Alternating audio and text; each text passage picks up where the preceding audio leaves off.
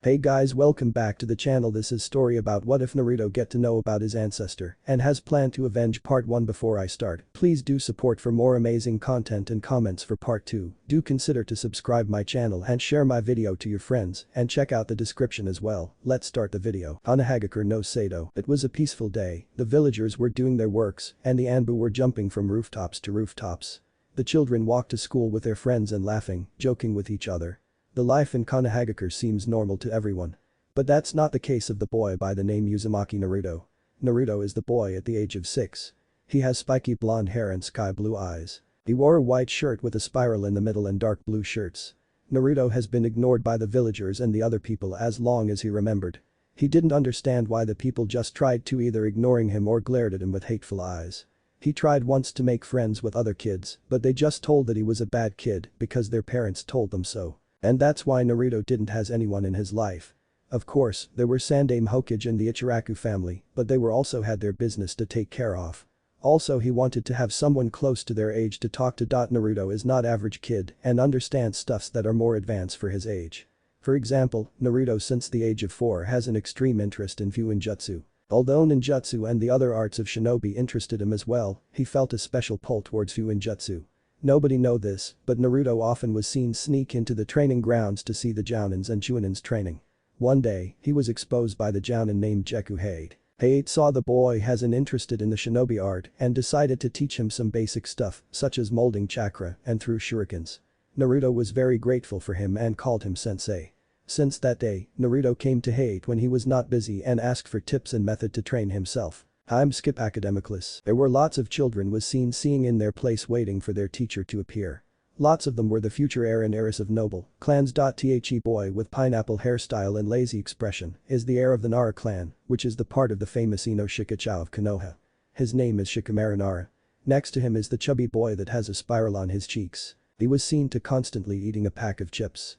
His name is Akimichi Chouji, the future of the Akimichi clan. The boy with a puppy on his head and has wild look with fang marks on his cheek is Kiba Inuzuka, future heir of Inuzuka clan, one of the clan of Konoha that use dogs as partners for shinobi arts. Their dogs called Ninken. Next to him is a mysterious boy that wearing sunglasses to hide his eyes. He also wore a high collar jacket that nearly covered his entire face. That was Shino Aburam, the future heir to Aburam clan, the only clan that used the special insects called Kikage in battle. Kikage has the ability to absorb the chakra from his or her opponents. Also, there were two girls that constantly argue over the matter, who will sit next to the dark-haired boy. Speaking of the boy, he was from one of the most prestigious clan in Konoha. His name is Uchiha Sasuke. He has raven hair and a duck butt style and dark endless eyes. He wore a high-collar black shirt and white pants. Uchiha clan is one of the most prestigious clan of Konoha because together with the Senju clan, Uchiha was considered founder clans. Uchiha clan is one of the clans that possess Dojutsu. The Dojutsu of Uchiha clan is called Sharingan. It's the eye technique that allowed the user to predict opponent movements and on further stage can even copy the movements or techniques. Sharingan is the reason why the Uchiha clan was so feared and respected. On his right side is a cute girl with short blonde hair wearing an orange t-shirt and a purple pants. She also has lovely baby blue eyes. She is Yamanaka Ino, the future heiress to the Yamanaka, the only clan that can perform mind walk and to invade the mind of other people. Her father and the fathers of Shikamaru and Chouji makes the ideal formation of Ino Shikachou. On Sasuke's right side is also a cute girl with pink hair and emerald eyes. Her name is Sakura Haruno. She is the only one from the group that didn't belong to the clans. There is also one more person of the group that belonged to the clan. A said person constantly sneaking a glance where Naruto just sat bored. The name of that person is Hinata Hyuga. She is the heiress of the famous Hyuga clan of Konoha. Hyuga change considered to be on par with the Uchiha clan because they also possess a Dojutsu called Byakugan. Byakugan was said to grant the user to see 360 grades and saw far ahead of him. Like the Sharingan, Byakugan could also see Tenketsus. Together with their fighting style called Juuken makes Hyuga the feared and respected clan of Konoha. Juuken is a fighting style focused on closing his or her opponent's Tenketsus. Then there is Naruto Uzumaki. There is one word to describe him: prodigy. Even though Naruto always tried so just enough to get the average grades, he was still far better than other students. Nobody actually know this, but Naruto is the future heir of the ancient Uzumaki clan that was feared throughout the world because of their unreal ability in using Fuinjutsu. It was so feared that the clan was wiped out by the 3 major villages because they were considered that much of the threat. Naruto knows he is far more advanced than even the clan's children. The reason is simple: when they have the luxurious to enjoy the life in their childhood. Naruto can't, so he completely dedicated himself in learning more about shinobi arts. First, it just interested him, and a second, because he knew that he need all the skills he need in order to survive. He can't rely on anyone but himself. That was what he realized in the cruel life. Suddenly, the door opened. The teachers walked in. One was a man with hair in ponytail style, also he had a scar above his nose. The other was a tall man with long white hair. They were both wore Ichiwan vests. "Alright, let's start the lesson everyone," said the man with the scar. "I'm Skip after the academy." Naruto walked out of the academy and began to think where he should go now. He felt someone's gaze at his back and looked back from the corner of his eyes and noticed the Hyuga girl from his class. He wondered why she always stalked him like that. He shrugged his shoulder and brought his hands behind his head and began walking ahead. He began to think where he should go. He could go to Ichiraku ramen stand and eat ramen, then talk with Ichiraku family. Then he could go to the training ground to check if Hate Sensei is there or not. If he is there, then he could train with his sensei for a little. He was so deep in thought that he didn't notice that he has gone too far from the desired destination. He was about to turn back when he saw a symbol on the ground before him. The strange thing is, his symbol on the shirt is exactly like the symbol on the ground. He narrowed his eyes and began to think. Coincidence? No, I think something is far greater than that. I felt that if I step into that symbol my whole life will change from no. Naruto looked at the symbol and approached it, then he sat down and touched it. Suddenly, there is a glow on the ground around the circle and Naruto closed his eyes from the intense light. In a blink of an eye Naruto was disappeared from the place he were before. Hokage's office. Sarutobi Hiruzen is the Sandaime Hokage and the current Hokage of the village. He was given the title of Professor and Kami no Shinobi because of his knowledge and near undefeated record. His successor was Minato Namikaze, but he sacrificed himself in order to seal Kyuubi and Naruto and saved the village. He tried to do everything so that the people will acknowledge Naruto, but all in vain. The people's heart can't be so forgiven and the hatred in people's heart were still great. He knew that Naruto is far advanced than other children. There were only two other persons that was like that in the past. One is the son of White Fang of Konoha, copy ninja Hada Kakashi. The other is the prodigy of Uchiha clan, Uchiha Itachi. Both became ANBU at a very early age. Though Naruto is not like them. He knew that Naruto was destined to change the world. He knew that Naruto didn't has any intention to join ANBU. In the past, he, his teammates and Danzo had made one decision, that if Naruto find out he will want to destroy Konoha this instant. That's why he tried to keep his eyes on Naruto all the time. He knew Naruto didn't have any love to Konoha right now, also didn't have any connection, except with himself, Ichiraku family and Jeku Hade. He knows that if the truth was exposed then they will have to deal with the second Madara or Orochimaru. He looked at his glass orb and suddenly saw Naruto walk to an ancient-looking employee place and there was an Uzumaki symbol on the ground. He widened his eyes and cursed. Shit. It's too late now. He had found out the secret entrance to the ruins of Uzumaki Raven. He shouted out and an ANBU appeared in the swirl of leaves. "You called Hokage-sama," said the ANBU in Raven mask. "You are to enter the circle with Uzumaki symbol and spy on Naruto. Here is the seal to enter," said Hiruzen and gives Raven a paper with a seal on it. "Hi," said Raven and disappeared in a swirl of leaves. Hiruzen looked out of the window and began to sweat nervously. If Naruto find out the truth about his clan, then we will have to deal with a Furious Uzumaki with the potential of Madara and the Jinchuriki of the Kyuubi.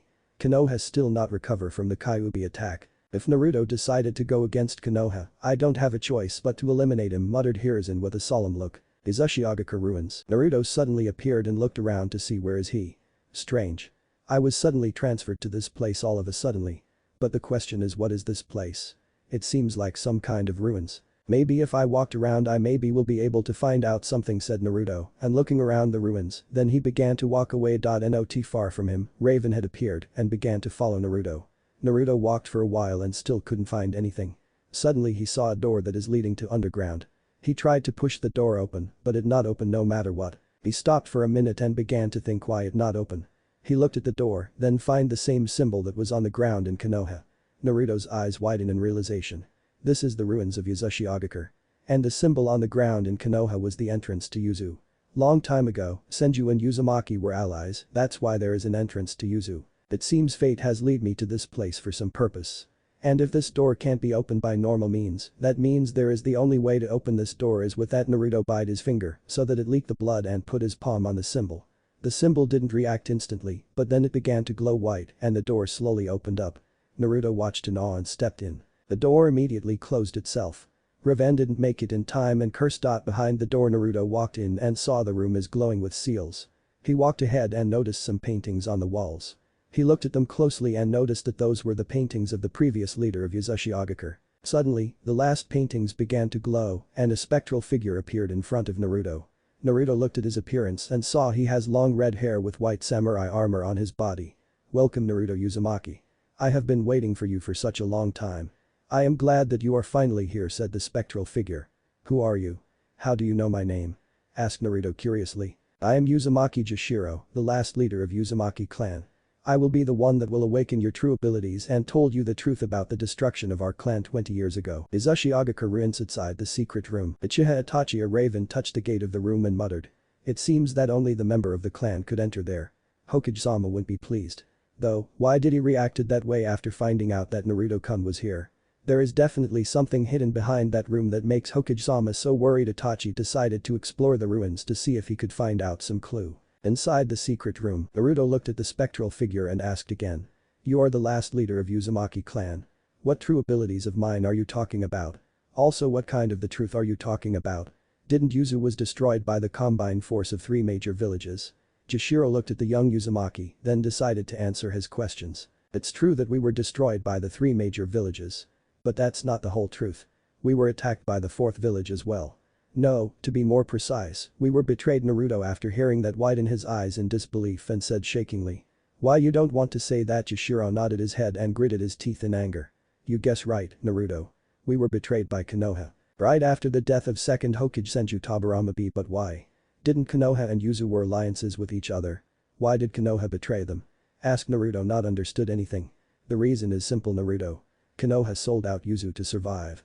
Do you really think that Konoha stood a chance in that war after the death of Senju Tobirama? Even with the 3 legendary Sannin and the White Fang, Konoha were outnumbered greatly.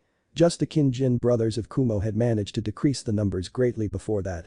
That's why, when Sarutobi Hiruzen took the mantle of Hokage, he tried to negotiate with Kiri, Kumo and Iwa for Konoha's survival. After a while of negotiation, all 4 villages agreed that Yuzu is the major threat because of the unnatural abilities in Fuinjutsu of Uzumaki clan. Hiruzen, together with his teammates and Danzo, decided to use the Seal of Ally to enter Yuzu. There the members of Uchiha clans used Sharingan to control some members of our clan to open the gate so that the army of Kiri, Kumo and Iwa could invade. And just that, an invasion has started.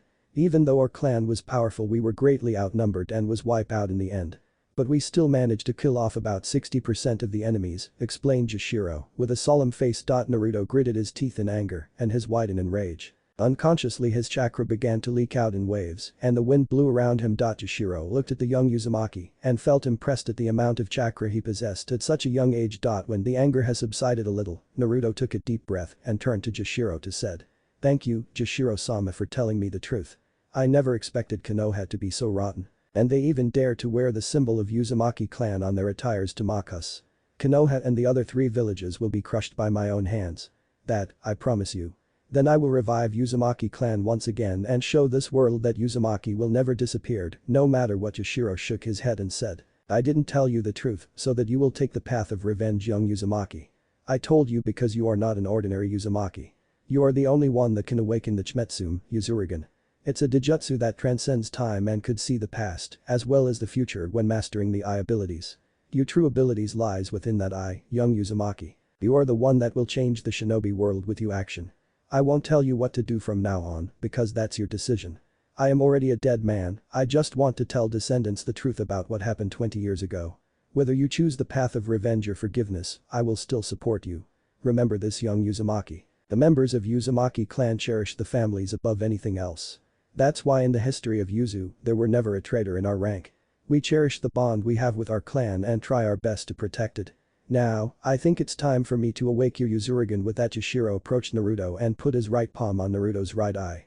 He began to push his chakra to the eye. At first nothing happened, suddenly Naruto felt an intense pain on his right eye and cried out in pain. Slowly but the pain was subsided. Jishiro took his palm away from Naruto's right eye and stepped back, then said. "Try to slowly open your right eye." Naruto slowly did as he was instructed. Jishiro looked at the eye silently.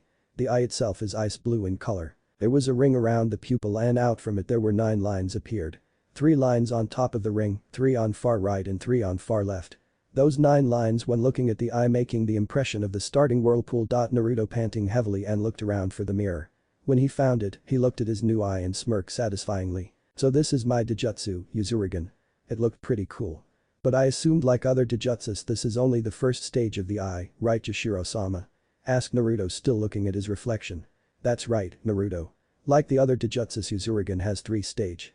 Though, I don't know what it's look like and is there anything else besides to look in the past and future. I only knew about the transcending time ability of the eye because some millennia ago there were also one person that possessed the eye. He left some notes and they were in the library of our clan, though he only managed to find out only a slight power of Uzurigan and never developed further. That's why nobody knows what Uzurigan is true capable of, answered Jishiro. Then Naruto decided to ask one question that he should ask from the start. Jishiro-sama, why I am the only one that awakened this eye? I understand why nobody knows about it if the last wielder of the eye loved millennia ago. But why I suddenly awake the eye? It's because you are the one that was given the title of Sadam no Uzumaki. In our clan from long time ago, there was a prophecy that one day when the clan will no longer exist, one Uzumaki will appear and change the whole world, as well as bring Uzumaki back to full strength. I was not only a shinobi, but an onmyoji as well. That's why I could read the stars and knew that the future son of Kushina is the Sadam no Uzumaki, explained Jishiro crossing his hands. Naruto widened his eyes hearing that. He never believed that his existence will be such important in the future. He always think of himself as far more advanced than the others because of the circumstances. But hearing that he will be the one that will bring back his clan from his predecessor is a shocking surprise. I never knew that my existence is so important. I suspected that I belonged to a clan because the unnatural ability in Fuinjutsu can't appear just like that, it's the trait of the clan. I am honored that the man of your status entrust the resurrection of our clan to me. I won't disappointed you and the rest of the clan, though you mentioned that I am the son of Kushina. The only Kushina I knew is Akai Chishio no Habanero that was so scary that she beat up practically all boys in the academy. And that person is my mother? Wondered Naruto shivering when thought about that. Yeah, you are definitely her son. Though your personality is yourself. I only have a week before I will disappear completely. Before that, I wanted to transfer and teach you all what I knew in my life, said Jishiro, and looked at Naruto. But how? I can't be out of Konoha for too long, Sandaime will be suspicious, asked Naruto. No need to worry for that. There is a secret training room during the time of wars below us. It's a special training room called Time Chamber. In this room, the time flew much slower than in reality. 1 hour in reality equal a month in that room. You will be absent for a week. With that, I could transfer my most necessary knowledges to you. Also we will be training the Uzurigan and tried to develop it to the 2nd stage, explained Jishiro to Naruto. Naruto hearing about the special training room, widened his eyes in surprise and exclaimed. Whoa. The special training room that the time flew much slower than in reality. Never knew that such a room existed. Uzumaki clan is just full of surprise, eh? Jishiro just smirked at that then said. Well, if you don't mind then let's start our training. Naruto just nodded at that. With that, Jishiro went to the wall where there is a kanji for time chamber and pushed his chakra into the Uzumaki symbol on the wall. The symbol glowed red and then stopped. But that the wall split in half and an entrance appeared. Naruto just looked at the process silently, then when the wall was split in half, Jishiro called out to him. Let's go with it. They both entered the entrance. But Itachi looked around the ruins for a while and still couldn't find anything useful, only ruins. There were some Uzumaki symbols on some buildings, but it's all useless to him, as all those were blood seal. Itachi sighed and said it seems I failed the mission. Hokage-sama will not be pleased, but I couldn't find other way to enter further in Uzumaki Castle. Naruto-kun must find something important to not come out till now. Guess I will return to Konoha and report the mission failed. With that Itachi disappeared in a swirl of leaves and appear at the symbol where he first arrived. He put the paper seal that Sandaime gave him and the symbol began to glow and teleport him away from Yuzushiogakure ruins. Konoha Hokage's office. Itachi a raven is kneeling in front of Sandaime and reported about the failure of the mission. Hiruzen hearing that was not really pleased but he still accept the failure. After the report, Itachi decided to ask Sandaime the question that had been on his mind since he received the mission. Hokage-sama, what is it, Itachi-kun? Why is that necessary to spy on Naruto-kun? How did he find the entrance to Yuzushiogakure and why he didn't the ally seal to activate the entrance? Asked Itachi curiously multiple questions at once. Sandaime sighed heavily and answered, you might already notice that Naruto-kun is completely different from anyone his age. Itachi nodded his head at that. His mind is far more advanced than the mind of the other children. Even differ from your brother. All that because of the environment he lives in. He had nobody to interact with except for the Ichiraku family, me and recently Jekuhade. Naruto-kun as you know is the descendant of the extinct Uzumaki clan. That's why the Fuinjutsu comes so naturally to him. Naruto had the same potential as you, Itachi-kun, or even greater. The reason why I send you to spy on Naruto-kun when he discovered the entrance to Uzushiogakure is because Konoha did some unforgivable thing in the past and there is a possibility that Naruto-kun could discovered about that. If that happened, Naruto-kun will certainly go against Konoha. When the time comes, I will have no choice but to exterminate him before he could harm Konoha, explained Hiruzen with a shamed voice. If it's okay with you, Hokage-sama. Could you tell me what did Konoha do to Yuzu in the past that will makes Naruto-kun reacted like that? Asked Itachi looking at his Hokage. Unfortunately, no. The reason is the top secret that only me, the elders and Danzu knows, answered Hiruzen. Is that so? If you don't need me anymore, I'd like to go home for some rest, said Itachi, bowing his head down. Yeah, you can go now, Itachi-kun. Hi, said Itachi, then disappeared on a swirl of leaves. When Itachi left, Hiruzen looked out of the window with a sigh. Then he turned back to look at the portrait of the fourth Hokage and thought. What will you do if Naruto decide to go against Konoha, Minato? Uchiha compound. Uchiha Itachi just arrived at the Uchiha compound. He walked in the living room and saw that his parents already waiting for him. Uchiha Fugaku, Itachi's father, turned his head to his son and asked. How is the mission go? Itachi looked at his father for a while, then decided to answer. It's a failure. Fugaku blinked surprise at that and decided to ask. Failure? You? Failed a mission? What is the mission anyway? Naruto-kun accidentally found the entrance to Yuzu. Sandaime-sama find it necessary to spy on him. But the gate to the secret room could only be opened through a clansman blood as the blood seal is on it. I didn't make in time and failed the mission, explained Itachi. Uchiha Mikoto, Itachi's mother, at the mention of Naruto's name looked down sadly. The Sandaime has forbid her to speak to him, fearing that someone could deduce that he was the son of Kushina. Fugaku blinked at that and asked. Why did Sandaime deem it to be necessary to spy on a 6-year-old child who is not even shinobi? Itachi closed his eyes and lied.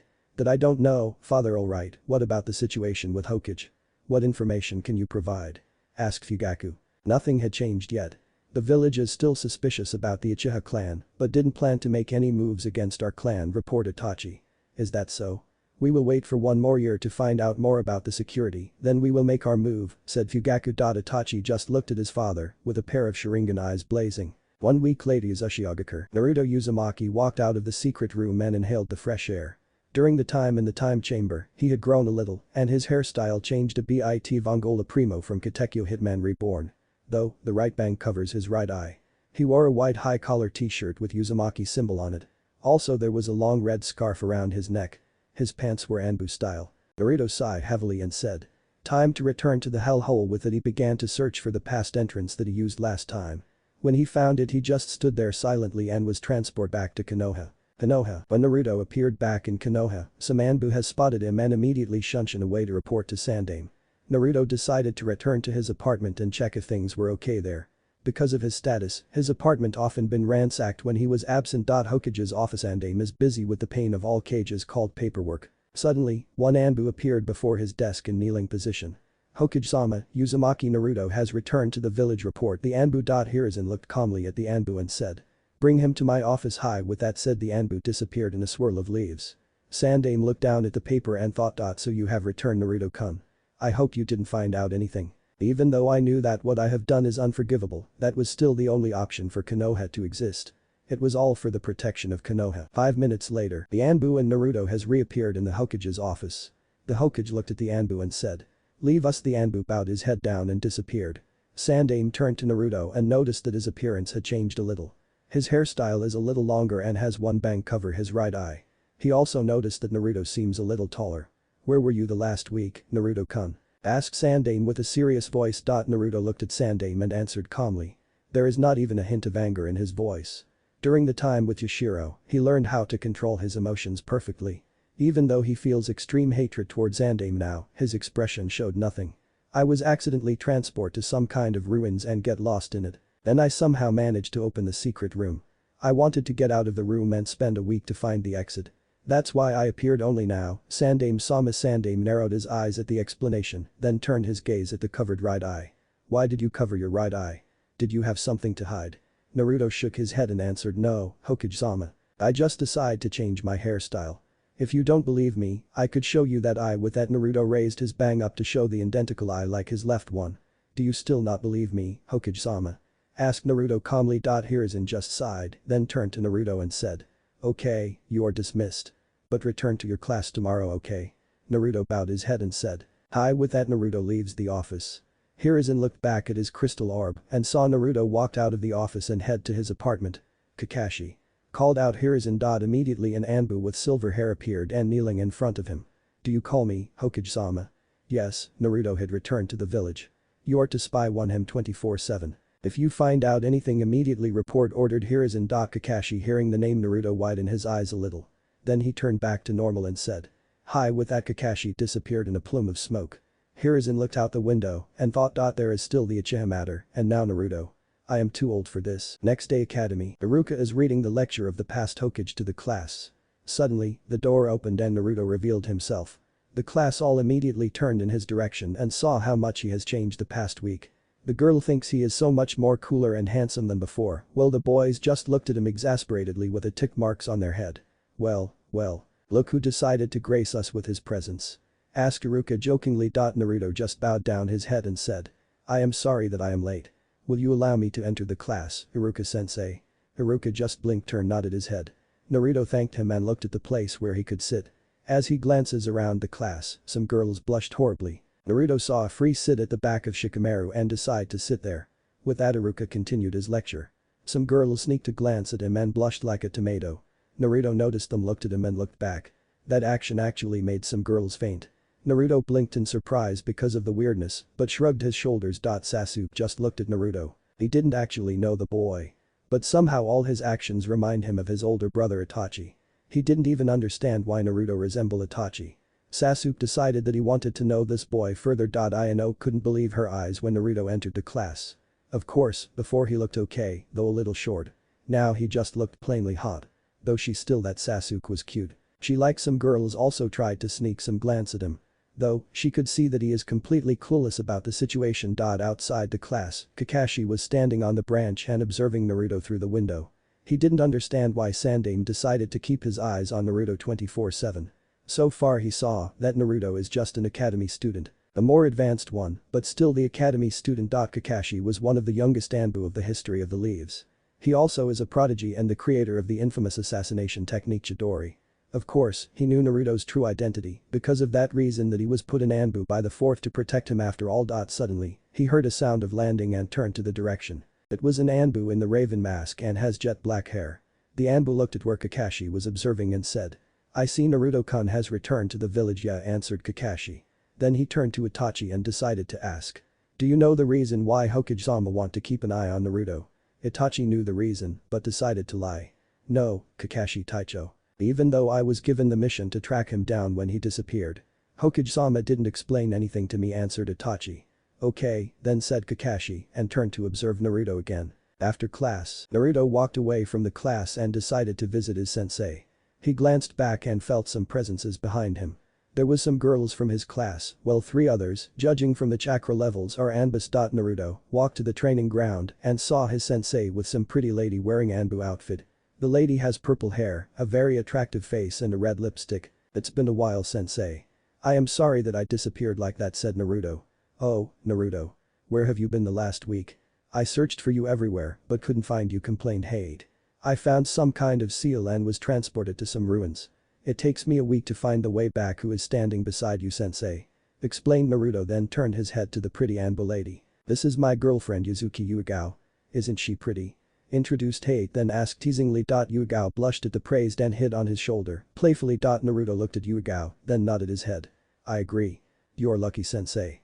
To have such a girlfriend. At Naruto's praise, Yuigao blushed again. Naruto then remembered that he still tidbit introduced himself and said. Forgive my rudeness. I forgot to introduce myself. I am Uzumaki Naruto. I have been an unofficial student of Hade sensei for a while now. Nice to meet you, Naruto. Hade has been praising you for constantly about your exceptionally talents in shinobi department, said Yuigao. Well, I still need to learn many things. But thank you for the praise, sensei, replied Naruto, scratching his head in embarrassment. Only now Hade, when looked closer to him, noticed Naruto had grown a little and changed his hairstyle. Didn't know you changed the hairstyle. Why suddenly decided to do that? Asked Hade. Naruto just shrugged his shoulders and said simply. Just felt like doing it. Naruto sparred with Hade and Yuigao for a while. He asked them about some strategy and some method to improve his training. After that, he decided to visit Ichiraku family and eat some ramen. After all, it's been a week since he ate ramen. He arrived at the stand and sat down. Oi, Tuchi Aji-san, bring me 3 bowl of ramen please. shouted Naruto. Tucci heard someone called him and come out to see who is it. He looked around and saw Naruto sitting at his usual place. Oh, isn't it Naruto? Where have I been this past week? That didn't even come to my stand at least once, huh? Asked Tucci displeased. Ah, Gomen-Aja-san. I got lost and only returned yesterday. Where is Nichim anyway? Don't tell me she got a boyfriend and now is on the dare with him. Said Naruto, then snapped his fingers. Of course not. As if I'd let some punk get close to my daughter. She is just out of the village for some ingredients, answered Tucci and walked back to prepare the order. Sasuke and Itachi walked suddenly saw Naruto sitting at the raiment stand. Sasuke was looking at Naruto's back for a while. Itachi noticed that decided to ask. Do you want to talk to him? He is your classmate though you don't actually know him so well. Sasuke looked back at his brother and nodded his head. For some reason, he really interested me. Even though he is currently a dead last because of his absence the past week, he is still far better than the most on classes. Plus he always sat alone and nobody actually tried to approach him, said Sasuke looked back at Naruto's back. Itachi turned his gaze back at Naruto and thought. You even managed to gain the attention from my Itato that is not actually interest in anyone but me. What kind of person are you to even manage to achieve that? Naruto with Naruto finished 3 bowl of his ramen and walked out of the stand. Then he looked ahead and saw Sasuke and someone that looked like him only older and the hairstyle is different. They began to approach Naruto, while Naruto just stand there to see what they want. When they are in front of Naruto, Sasuke stepped forward and raised his hand for Naruto to shake. In the academy, we never managed to talk normally, so I decided to approach you to know you better. My name is Uchiha Sasuke. Behind me is my older brother Uchiha Itachi, Sasuke introduced himself and his brother. Naruto looked at Itachi and already felt that they have much in common. Itachi looked at Naruto and also noticed that like he was looking at the mirror. I am Naruto Uzumaki. Nice to meet you too, Sasuke-san, Itachi-san said Naruto with a bow. Then he raised his head and shook Sasuke's hand, causing Sasuke to smile. It's a pleasure to meet you as well Naruto-kun. I hope you and Sasuke will be good friends, said Itachi with a smile. At the word friend, Naruto just blinked owlishly and replied. I actually didn't have any friend before so I don't know how to be a good friend. You know that I am an orphan and for some reason the others avoid or ignored me, so the word friend is foreign to me. Itachi just looked at the ground solemnly and felt pity for Naruto. Then he decided to say. Well, if that's okay with you then from now on me and Sasuke will be your friends. What do you say? Naruto blinked in surprise at that and asked. You guys wanted to be friends with me? Yeah, why not? You are a pretty interesting guy after all. You will be my rival and my partner for training from now on declared Sasuke with a grin and pointed at Naruto's face. Naruto blinked again to close his eyes and smile a little. Itachi saw a smile on Naruto's face and felt pleased as well. Then he looked at Sasuke and saw how happy he is. It's his first friend that actually not envious of him or even try to badmouth him. Okay, then. I accept to be your friends, Sasuke-san, Itachi-san. Itachi smiled hearing that then he began to think about the coup d'etat that his father and Uchiha clan plan to arrange a year from now on. He knew that if the clan succeeds then lots of innocent people will die in the process. He then looked back at the smiling face of Sasuke as he is talking to Naruto. Whatever happened he will make sure that Sasuke will survive. Hanahaga no Sato 1 year later. During the past year, Naruto, Sasuke and Itachi has become like brothers. To Sasuke and Itachi, Naruto was a brother in anything but blood. Mikoto Uchiha very glad that her sons have bonded with Naruto. She was glad that Sasuke has at least one friend. Fugaku was neutral towards their relationship. He didn't hate Naruto, but not actually glad either. Though the majority of the Uchiha clan was the other matter. Each time they looked at Naruto, it reminded them the accusation of the elders about the Kyuubi being controlled by Sharingan and thus the suspicion all fall on the Uchiha clan. Naruto didn't actually care. All he cares what Sasuke and Itachi think about him that's all. Sandame Hokage, slowly, but no longer suspicious about Naruto. He no longer ordered for Kakashi to spy on him anymore. The problem was the elders and Danzu. When they heard that Naruto accidentally found an entrance to Uzushiogakure ruins, they wanted to either wipe out all his memories or kill him after they extract the Kyuubi from him. Danzu reacted differently. After he heard that there was a possibility that Naruto may discover Konoha's darkest secret, he just wanted to kill him off as soon as possible. Hiruzen somehow managed to convince them that everything is alright and they don't need to worry about that. The elders reluctantly agreed and just leave things like that. Danzu though, not so naive and tried to find out what really happened the week of a year ago. Right now, they are worried about the coup d'etat that may happen any time. The Uchihas began to behave suspiciously, according to their double spy Uchiha Itachi. Hokage's tower meeting room. Hiruzen Sarutobi, Hamura Midokado, Kahara Udatane and Shimura Danzu are currently discussing the matter of Uchiha clan. There are too many unanswered questions surrounding this recent Kyuubi incident, said Hiruzen with crossed hands. I thought that Kushina's seal had been broken. But that doesn't explain why Bawako and the Anbu were killed. Said Kaharu. Which means someone is behind this, said Hamura, like someone from Uchiha. Offered Danzu. With that, all the others in the room turned their attention to him. Hiruzen narrowed his eyes and asked. Why do you say that? Even if Kyuubi broken free, it would have just gone wild. Without someone to control it, it couldn't have caused this incident, answered Danzu looking at Hiruzen. That could happen. Sharingan, if mastered enough, could use a powerful Jinjutsu to control it. Though for what purpose, said Kaharu and wondered. Isn't it obvious? To regain their position of power within Konoha, said Danzu. Oh, I understand now, said Hamura. Hiruzen, after listening to the deduction of his teammate and his rival, decided to talk. That's just conjecture. We must increase our surveillance of Uchiha, as well as the Kyuubi brat. We must keep them under 24-hour watch, said Danzu. I told you before, Danzu. Naruto-kun didn't know anything. We don't have any reason to spy on him anymore. He is just a 7-year-old boy, retorted Hiruzen, definitely not pleased as Danzu decided to bring Naruto in this. You are too naive, Hiruzen.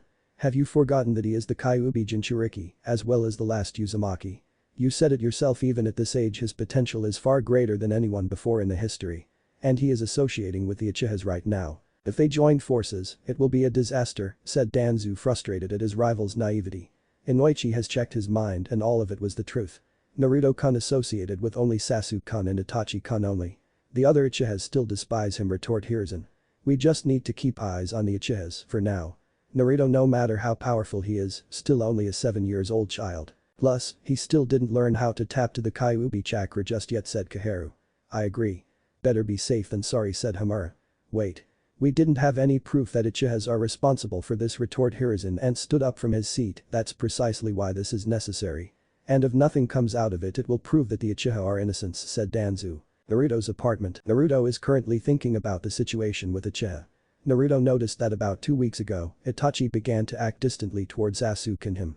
That's why when they met last time he implied a spying seal when he proposes to shake hands with him. Therefore he knew all about the secret meetings of Uchiha clan the past year. Of course, Itachi didn't notice anything, because once an Uzumaki put a seal on his or her target, they won't notice it at all, except if was told. He knew Itachi pretty well, and so he knew what choice Itachi will make. It was a horrible choice to Naruto, but he understands why Itachi will choose that path. Naruto decided that he won't let that happen no matter what. He didn't want to see his brothers suffering because of Konoha. His skills with Uzurigan had improved the past year. If he knew the location and the exact time when it will happen, he could show the future that will happen the day ahead. He will save the Uchiha, not because he forgave them when invading Uzu, but he do it for the sake of his brothers. Naruto raised the bang to show the Uzurigan, and the circle is spinning wildly, making the impression of the whirlpool in the eye. Time skipped west gate of Konoha. Naruto walked silently to his destination. He looked around, saw the people doing their works, then they noticed him and began to glare at him with disgust. Naruto didn't react at all, he just walked to the destination. He stopped before a boulder and put his hand on it. When he put away his hand there was a seal with kanji for giant there. With that Naruto turned back and began to walk back. The day before the coup d'etat Uchiha's training ground, Itachi and Naruto are currently sparring. Sasuke is sitting and watched them sparring. Itachi threw shurikens at Naruto. But Naruto reflected then with his kunai. Itachi rushed forward and kicked Naruto on his stomach.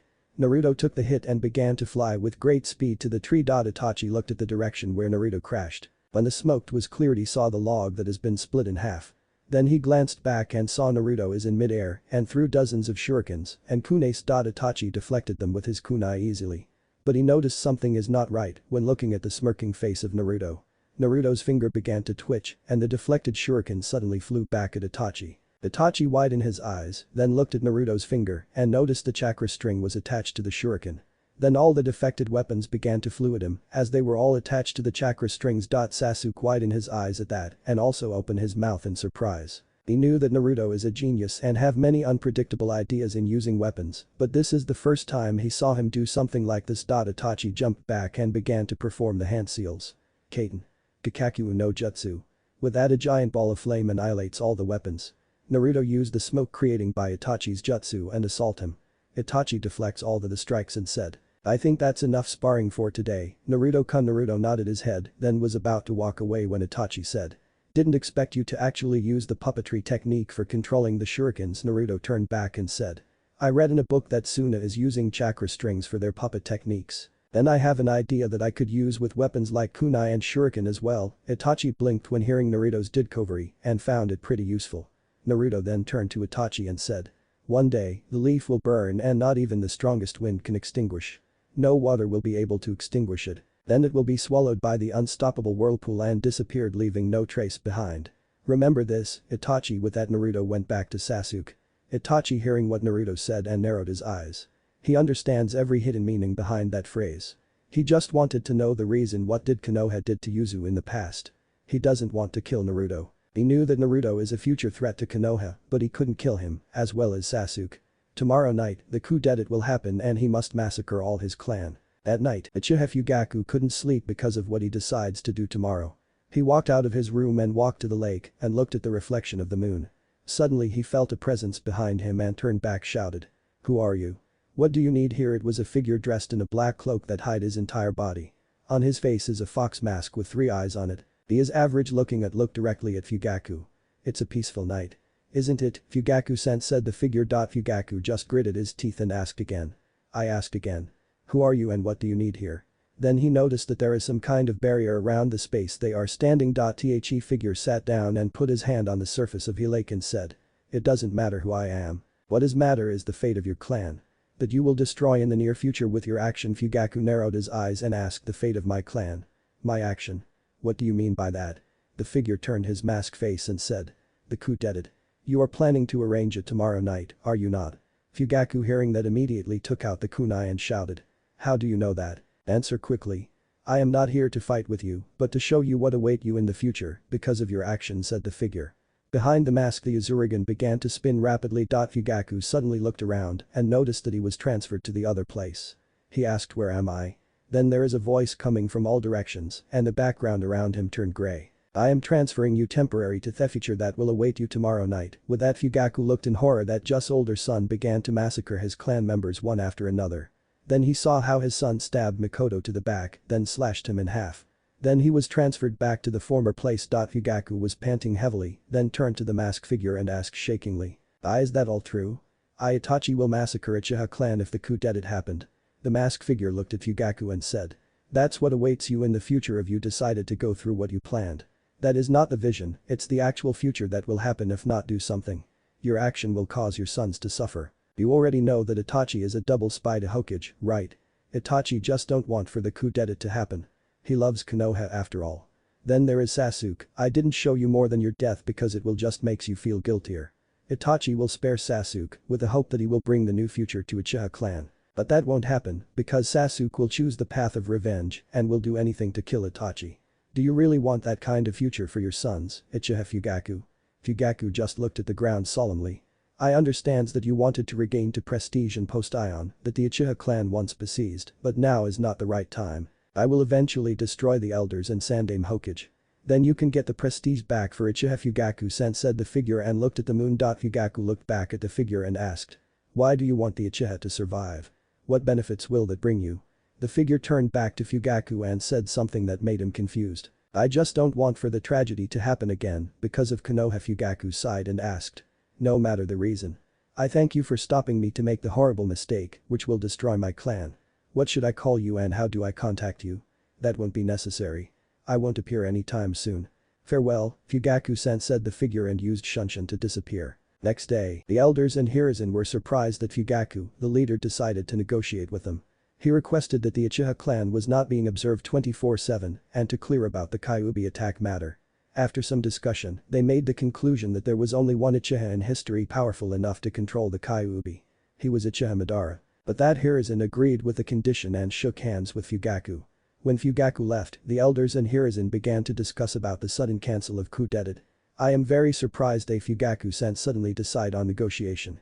He was usually a very stubborn person. There must be some kind of special reason to make him change his mind like that, said Hiruzen. I agree. But that's better for Konoha, right? With this the Uchiha clan will still exist in Konoha, said Koharu. Or maybe, they have some future plans to overthrow us, said Danzu. You are too distrustful, Danzu, said Hiruzen. Anyway, things has returned back to normal for now at least, said Hamura. Uchiha compound. Itachi was extremely surprised to hear that his father decided to cancel the coup d'etat and even want to negotiate with Hokage. He didn't know the reason, but he is very happy that he didn't need to massacre his clan. Whoever managed to convince his father, he is very grateful for that. Then he recalled Naruto's words and knows that he will leave Konoha sooner or later. He knew that he won't be able to kill Naruto. He, like Sasuke, means very much to him. He also didn't want to report to Hokage about Naruto's words either. He wanted to convince Naruto to stop what he is planning. Then he looked at Sasuke and saw him practice the Kaiten. Gakkaku no Jutsu. He is so innocent and didn't know what should happen today's night. Naruto's apartment. Naruto is lying at his bed and looked at the ceiling and began to think. The Uchiha massacre may not happen tonight. But the ANBU HQ will be. Let's play a little bit. Konoha his Uzurigan activate and began to spun wildly. There is a dark smirk on Naruto's face. Konoha in the street. Naruto Uzumaki is slowly walking on his way to Uchiha district. As he walked, he noticed the people still glared at him with disdain. He looked at some of them and noticed that some of Uchiha's also glared at him. Naruto turned his head away from them and continued to walk to his destination. It's such an irony that he was the one that saved them, yet they still hate him with all their might. But that didn't matter at all to him. What is matter is that he prevent the tragedy from happen, and now his brothers didn't need to suffer. Naruto knew that tonight Itachi will go to the patrol with his ANBU squad from the seal that's still stuck on his body. Naruto just wanted to make sure that Itachi will be away long enough for him to act. Also, he wants to spar with Sasuke to see his improvement. Thanks to Itachi, Naruto knows all the strong and weak points of security in Konoha. That's why he will wait for the right moment to strike tonight. Uchiha compound. Naruto walked to the back of the house and saw Sasuke is practicing Kaiten. Gakkaku no Jutsu. Though from the result he was not very satisfied. Naruto walked in the garden and said, "Hello Sasuke. I see you are still practicing with that jutsu." Sasuke, hearing Naruto's voice, turned around and said, "Oh, Naruto, you are just on time. Can you explain me what I did wrong? I tried many times and still didn't to perform properly. My father is not very pleased with that." Naruto walked closer to Sasuke and said, "The problem is just that you didn't put enough chakra into your technique to perform it properly. Also, when you released the fireball from your mouth, released all the chakra that you stored in your mouth. Don't hold back. You failed because you continued to hold back some chakra in the mouth on reflex. Just try to release all the chakra that you stored at once." Sasuke think a little and nodded at his explanation. Then he began to make hand signs slowly. Tora, Hitsuji, Seru, I, Yuma, Tora. Then he concentrated chakra in his mouth and inhale. Haten. Gakkaku no Jutsu. Sasuke did as Naruto told and released all his chakra that stored in his mouth at once.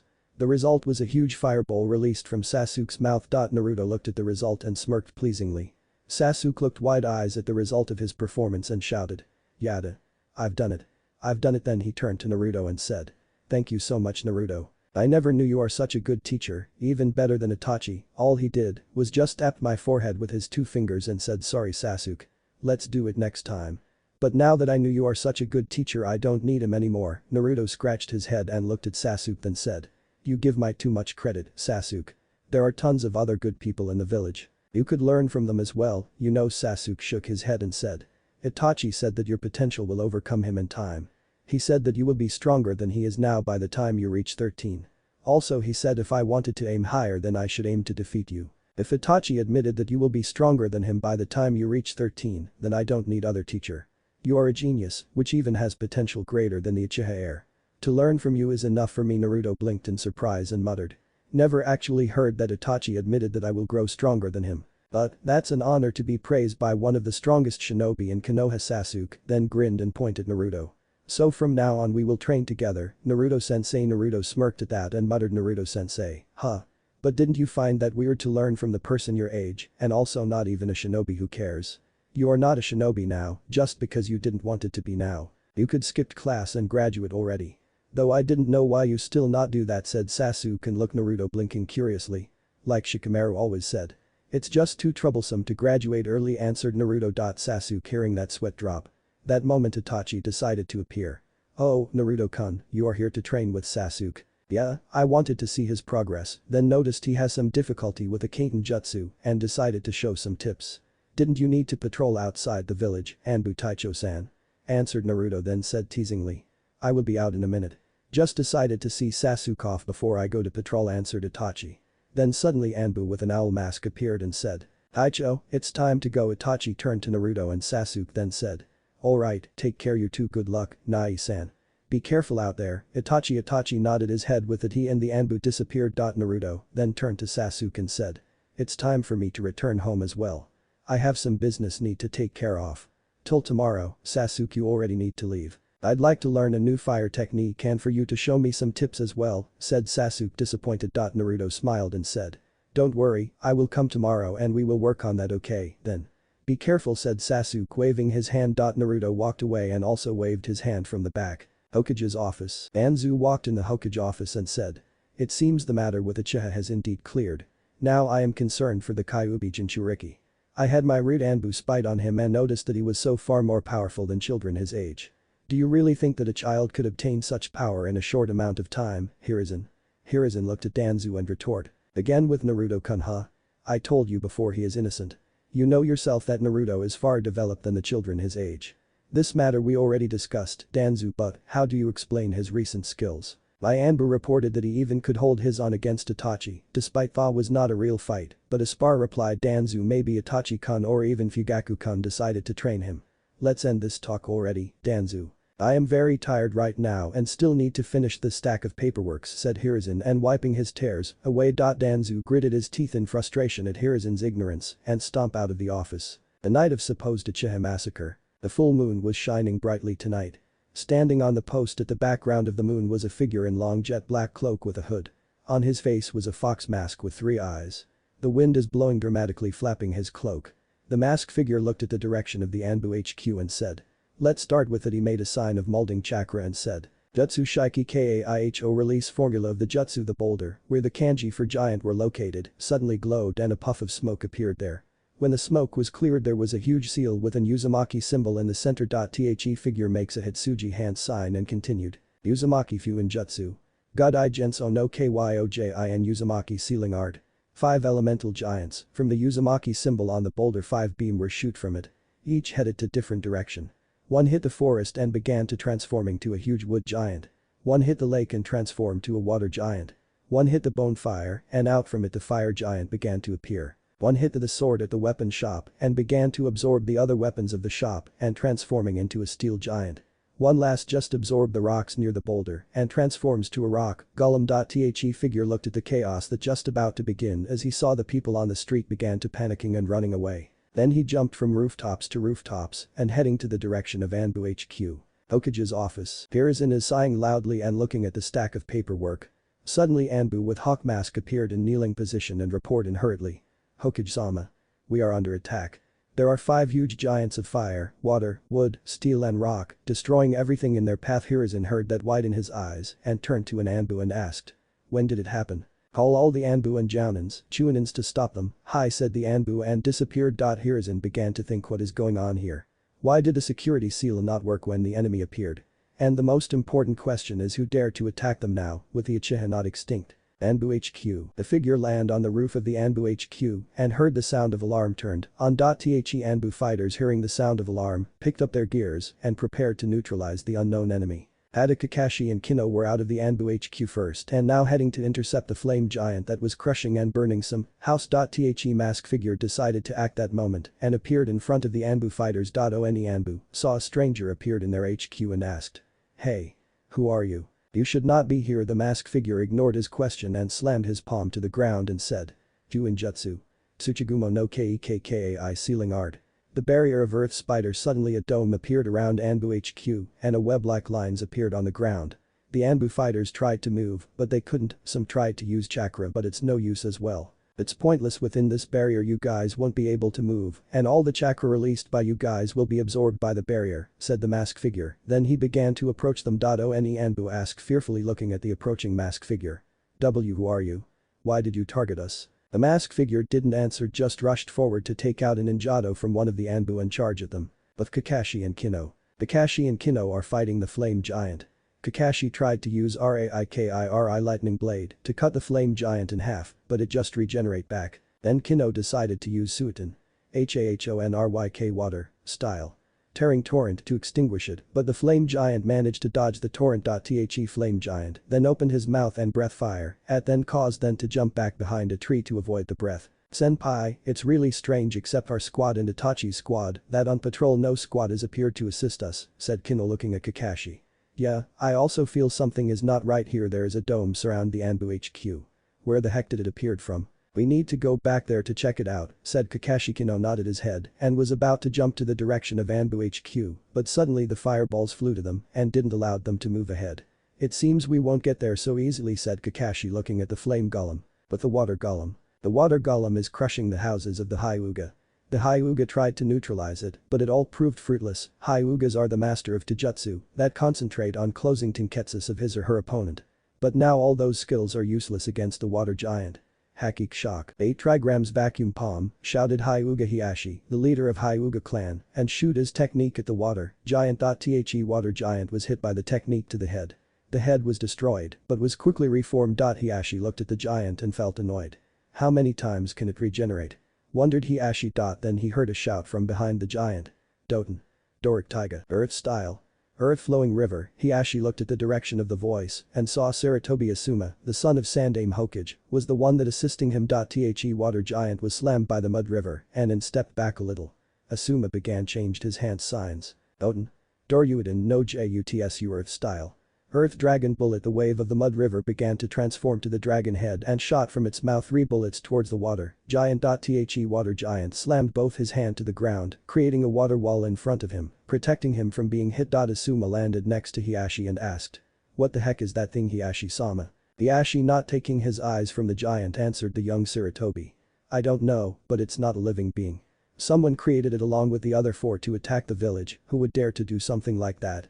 I saw the ANBU HQ was covered some kind of barrier that won't let anyone in. Which means the culprit target is the ANBU HQ. These giants are only the distraction for him to achieve his goal," deduced Asuma, looking at the direction of the ANBU HQ. "But the wood giant. The wood giant is destroying the place called the Forest of Death. The animals of the forest, seeing the destruction, decided to retreat deep in the forest to hide." Senijashu. Hidden shadow snake hand, the figure on the branch of the biggest tree there said. The figure was Anko Midatashi, the former student of the snake Sanin Orochimaru. She was betrayed by her sensei when he decided to experiment the curse seal on her body. In appearance, Anko is every attractive woman with gorgeous body. She has black hair with a tiny of blue. Her eyes are gray. She wears a brown cloak and a fishnet t-shirt and shorts. The dark orange skirt was over the shorts. "I didn't know that there is an unknown guest in my playground. Who the heck sent you here?" asked Anko. The wood giant just roared loudly and rushed at her. Anko jumped up to dodge and also threw a kunai with exploding seal on it. The kunai stuck at the wood golem hand and exploded. Anko landed to the ground and looked at the explosion. "Did I get it?"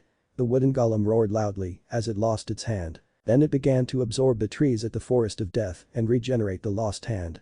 "You've got to be kidding me," muttered Anko, annoyed. She took out more kunais and threw at the wooden giant and charged at it. With the steel and rock giant, both of the giants are crushing the ground while the villagers began panicking and run away as quick as they can. The steel giant slashed the house nearby him with his blade arms, while the rock giant causing a landslide with his hands, crushing many houses. Kaiten. Dikakyu no jutsu. Behind the steel giant, a big fireball hit its back. The steel giant turned to the intruder and saw Uchiha Fugaku in front of him. Behind him was the other Uchihas from police force. They began to jump up and threw exploding kunais at the steel giant. The rock giant stepped in front of him and took the kunais. The kunais hits the target and explode. Though the rock giant just regenerate again. "What the heck are those things?" "It just continued to regenerate," said one of the Uchiha. "To attack him is useless. We need to find the caster of the technique to stop them." "Attacking those giants is useless," said Fugaku with Sharingan blazing in his eyes. "But how? We need to find a way to enter the barrier around the ANBU HQ or destroy it." "I am sure that the caster is there," said Fugaku, looking at the direction of the ANBU HQ. "Though I don't think these things will allow us to get there so easily," Fugaku said and narrowed his eyes at the giants. ANBU HQ. The masked figure is slashing at the ANBU fighters left and right. The body parts was seen lying around the headquarters. The masked figure is destroying the ANBU fighters one after the other. The whole room was paint and blood. No one that was in the ANBU HQ was spared. The masked figure just stood in the middle of the blood-stained room and looked it over. He deactivated the barrier and shunshin away. Outside, suddenly all the giants are disappearing and the barrier around the ANBU HQ was also disappeared. Kakashi and Kino hurriedly rushed towards the headquarters to check the situation.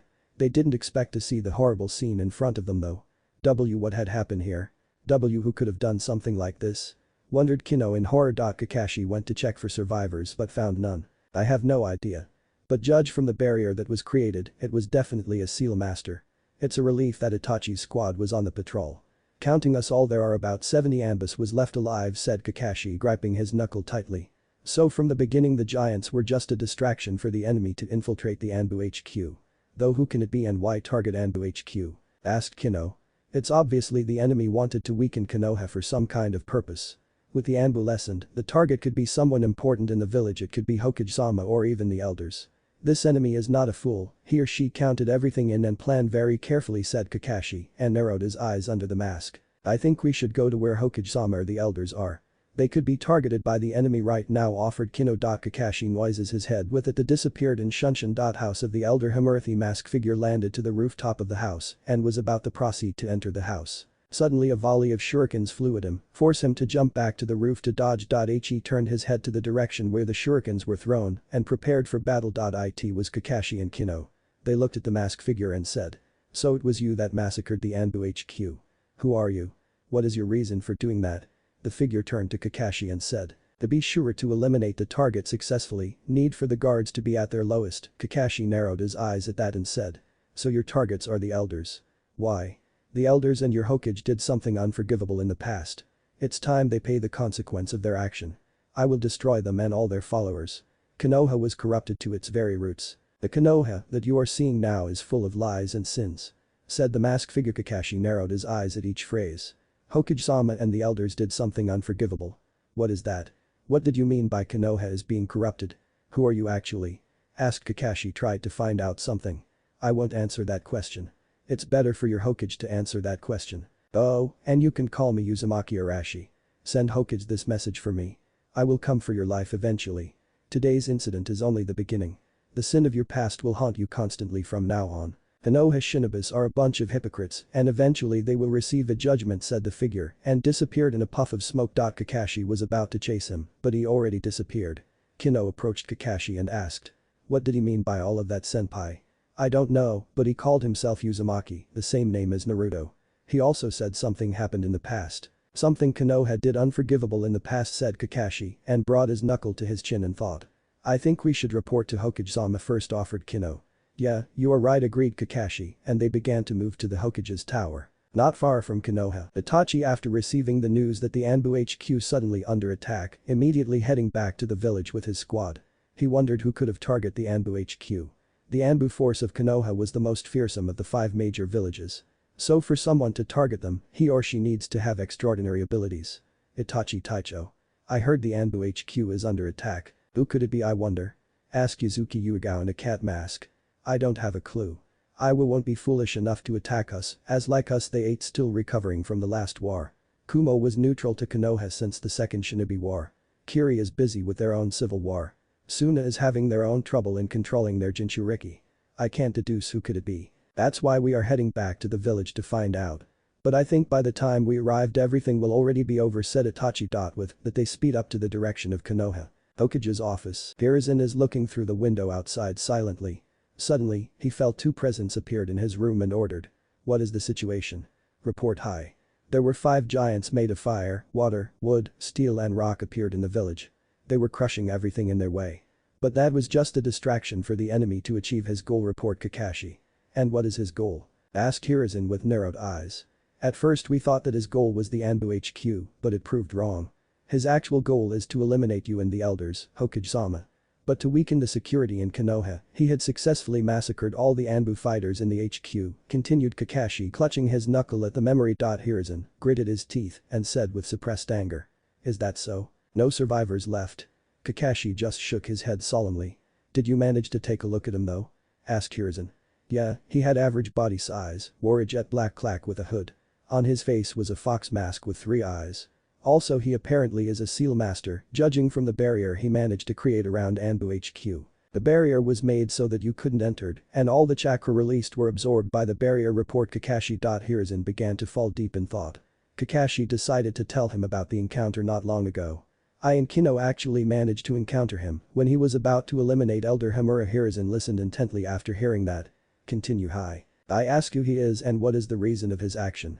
He answered me that he need to remove the guard before aiming for main targets. I asked why did he do that. And he answered me that you and the elders did something unforgivable in the past. Then I managed to find out his name, said Kakashi, looking at his leader. Hiruzen hearing the part of something unforgivable in the past and widened his eyes slightly and said for Kakashi to continue. He said just called him Uzumaki Arashi. But that's weird because I thought that the only Uzumaki left alive is Naruto. And this person proclaimed himself to be an Uzumaki. Then he said something about Konoha shinobis were a bunch of hypocrites and tell me to send you this message. I will eventually come for your life. Today's incident is only the beginning. The sin of your past will haunt you from now on, report Kakashi.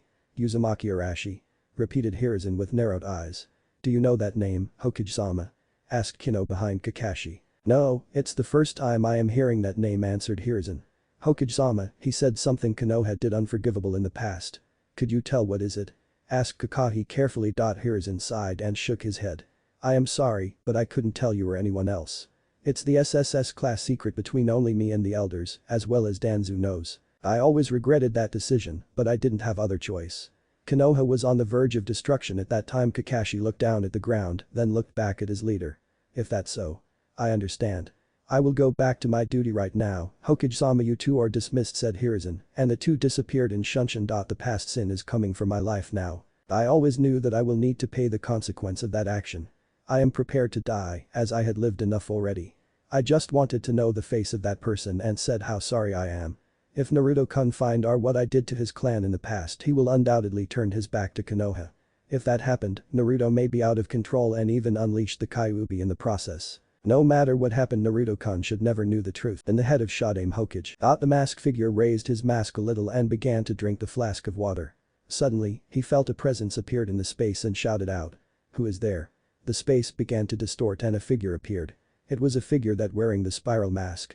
He has black long spiky hair with high collar shirt with an Uchiha clan symbol at that back. I surprised that instead of the Uchiha clan being massacred, the ANBU was. You are pretty capable if you managed to slaughter those ANBU and created such a barrier. I want for you to join my organization Akatsuki. What will you say?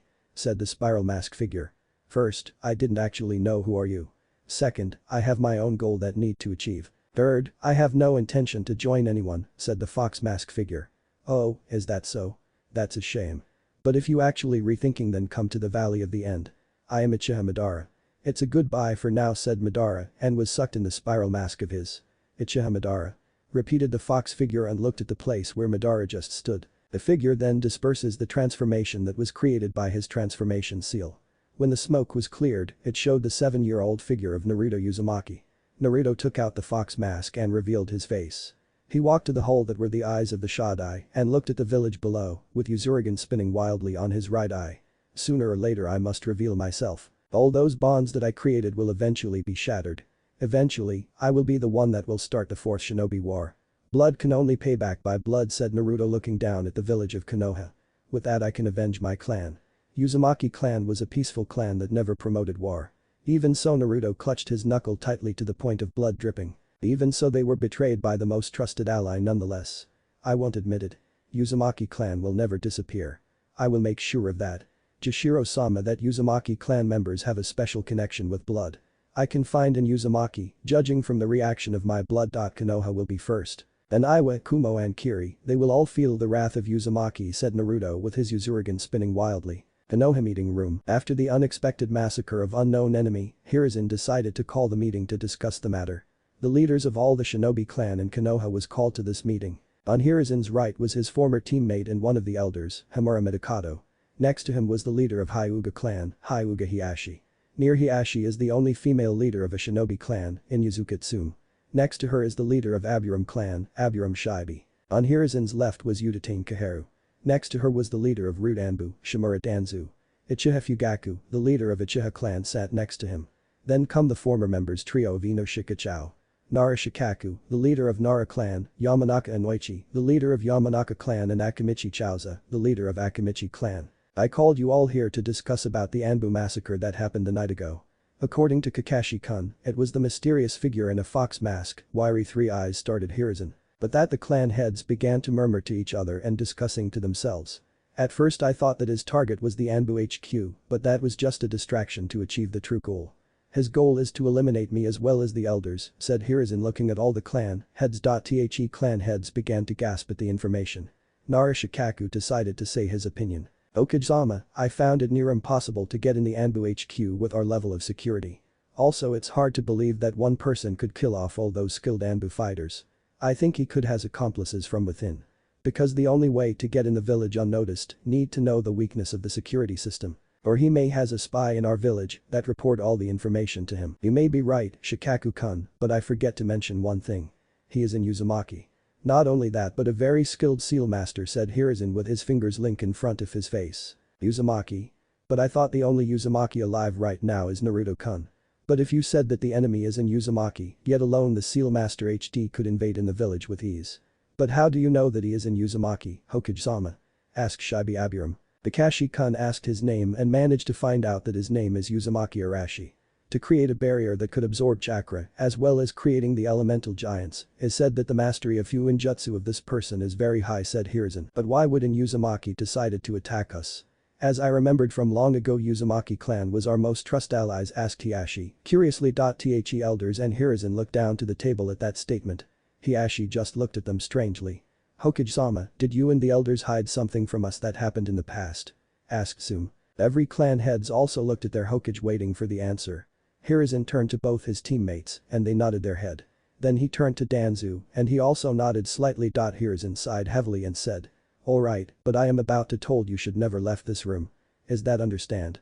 Every clan heads nodded their head and waiting for their Hokage to continue. It all happened 20 years ago from now. At that time, Konoha was at war with Kumo, Kiri and Iwa. Konoha managed to hold her own against the three major villages because of extraordinary ability of Nidame-sama.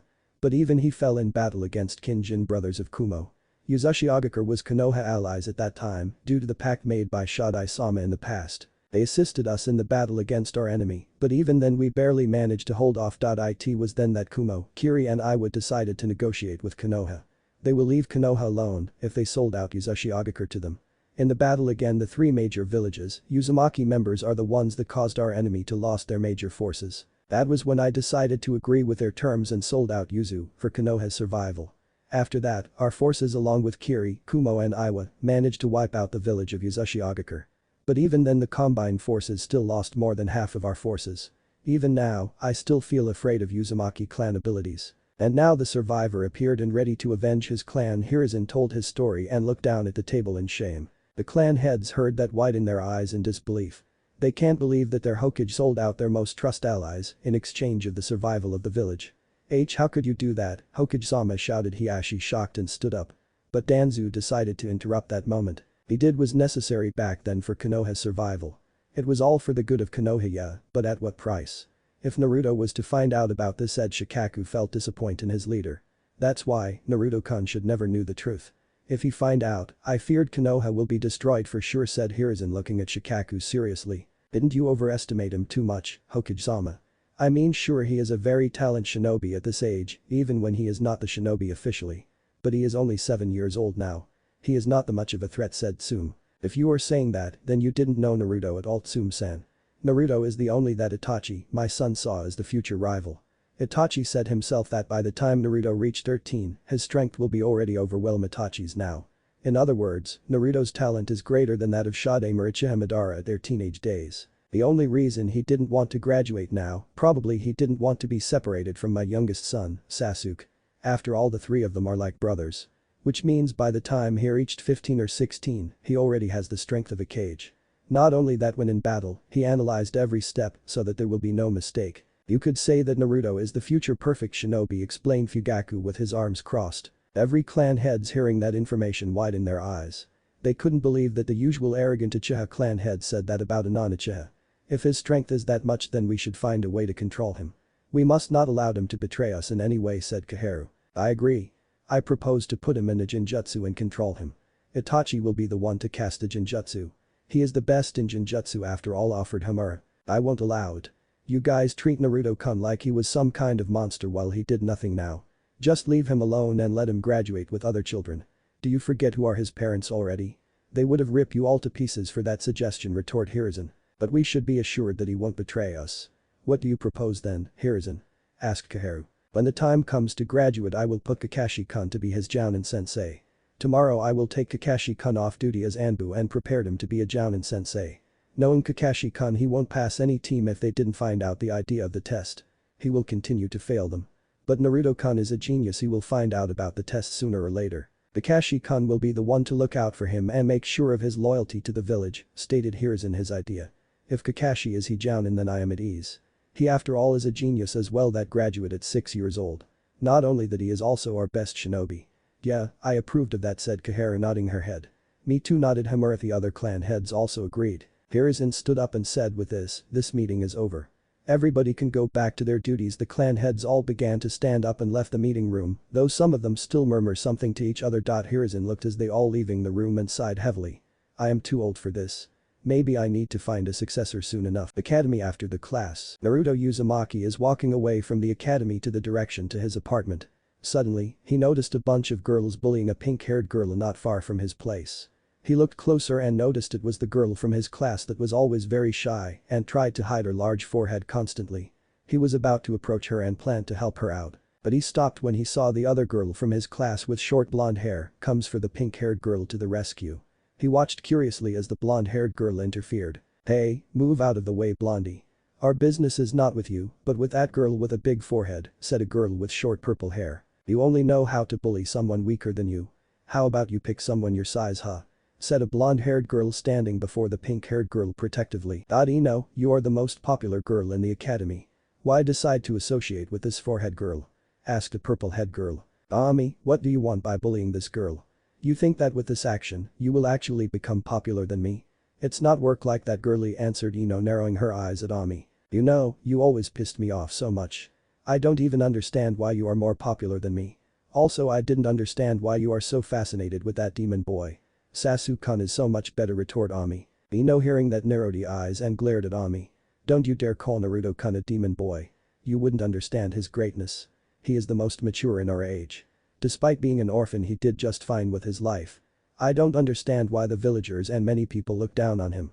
But to me, Naruto-kun is the most wonderful person. Oh, just so you know, Naruto-kun and Sasuke-kun are very close. If he heard that you talk about Naruto-kun like that, he will hate you for sure, retort Ino. Naruto, blinking in surprise, was the first that someone praised him, except Sasuke, Itachi and Hade. Whatever, I am done here. But it's not over yet, remember that forehead girl. Shouted Ami and run away. Ino waited for Ami to run away, then turned to the pink-haired girl and asked. Are you alright? The pink-haired girl nodded her head shyly and stood up from the ground. Thank you for helping me. I was always being teased constantly because of my big forehead, said the girl and looked down sadly to the ground. So what if you have a big forehead? I think that will make you more charming. Also, that pink hair is a very unique trait. What is your name, by the way? I am Ino Yamanaka, said Ino and smiled at the girl. I am Sakura Haruno. Nice to meet you, Ino-chan, answered Sakura meekly. I noticed you always tried to hide your forehead when in class. It's pointless to hide it. The more you tried to hide, the more it make you look worse. Just have confidence in yourself here, this ribbon will make you look prettier, said Ino and offered her a red ribbon. Sakura looked at the ribbon and slowly took it from Ino's hand and muttered. Thank you very much, it's no problem. Hey, do you want to be my friend, Sakura? Asked Ino, suddenly turning to Sakura. Why you want me to become your friend? But why? Aren't you the most popular girl in the academy? Why decided to be friend with me? Asked Sakura, surprised. I don't need a reason to befriend someone. So what do you say? Replied Ino, waving her hand dismissively. Sakura looked at Ino with wide eyes and then nodded with some tears come out of her eyes. It will be my pleasure. Suddenly, some boys with hit began to surround them. The big boy in the front walked forward and said. Well, looked here. Some academy girls didn't know that they are in our territory. I think we should punish them for not knowing their place. Sakura and Ino hold on to each other and looked around them fearfully. Why do you said that this is your territory? I saw no writing said that it's yours, asked Sakura. If I said that this is ours, then it is ours, understand, little girl. Now you guys should be punished for coming to this place without permission, said the leader of the gang and was about to approach the girls. Naruto decided to act then and threw a couple of shurikens to the ground between the girls and the gang. Who the heck threw that? Shouted one from the gang. That would be me, said Naruto and walked slowly to them with his hands in his pocket. Ino saw who was her saver and exclaimed in happiness. Naruto-kun. You come to save us. Naruto turned to Ino and said, yeah, I observed the situation for a while now. But decided to interfere now because the situation began to turn out of hands. You are very brave to stand up for someone else like that, Ino-san. Ino blushed at the praise of her crush and smiled widely watching the situation. Who are you, punk? Do you have a dead wish or something? We are all genins already, well, you are just a brat from academy. "You are not a threat to us," said the leader pointing at Naruto. Naruto just looked at them bored and said, "I don't want to hurt anyone here. So I suggest you all leave the girls alone. Is that alright with you?" The leader gritted his teeth and shouted. "How dare you demand anything? It seems you don't understand on which situation you are right now. Boys, take him out." With that, the wild gang consist of 5 genins began to charge at Naruto.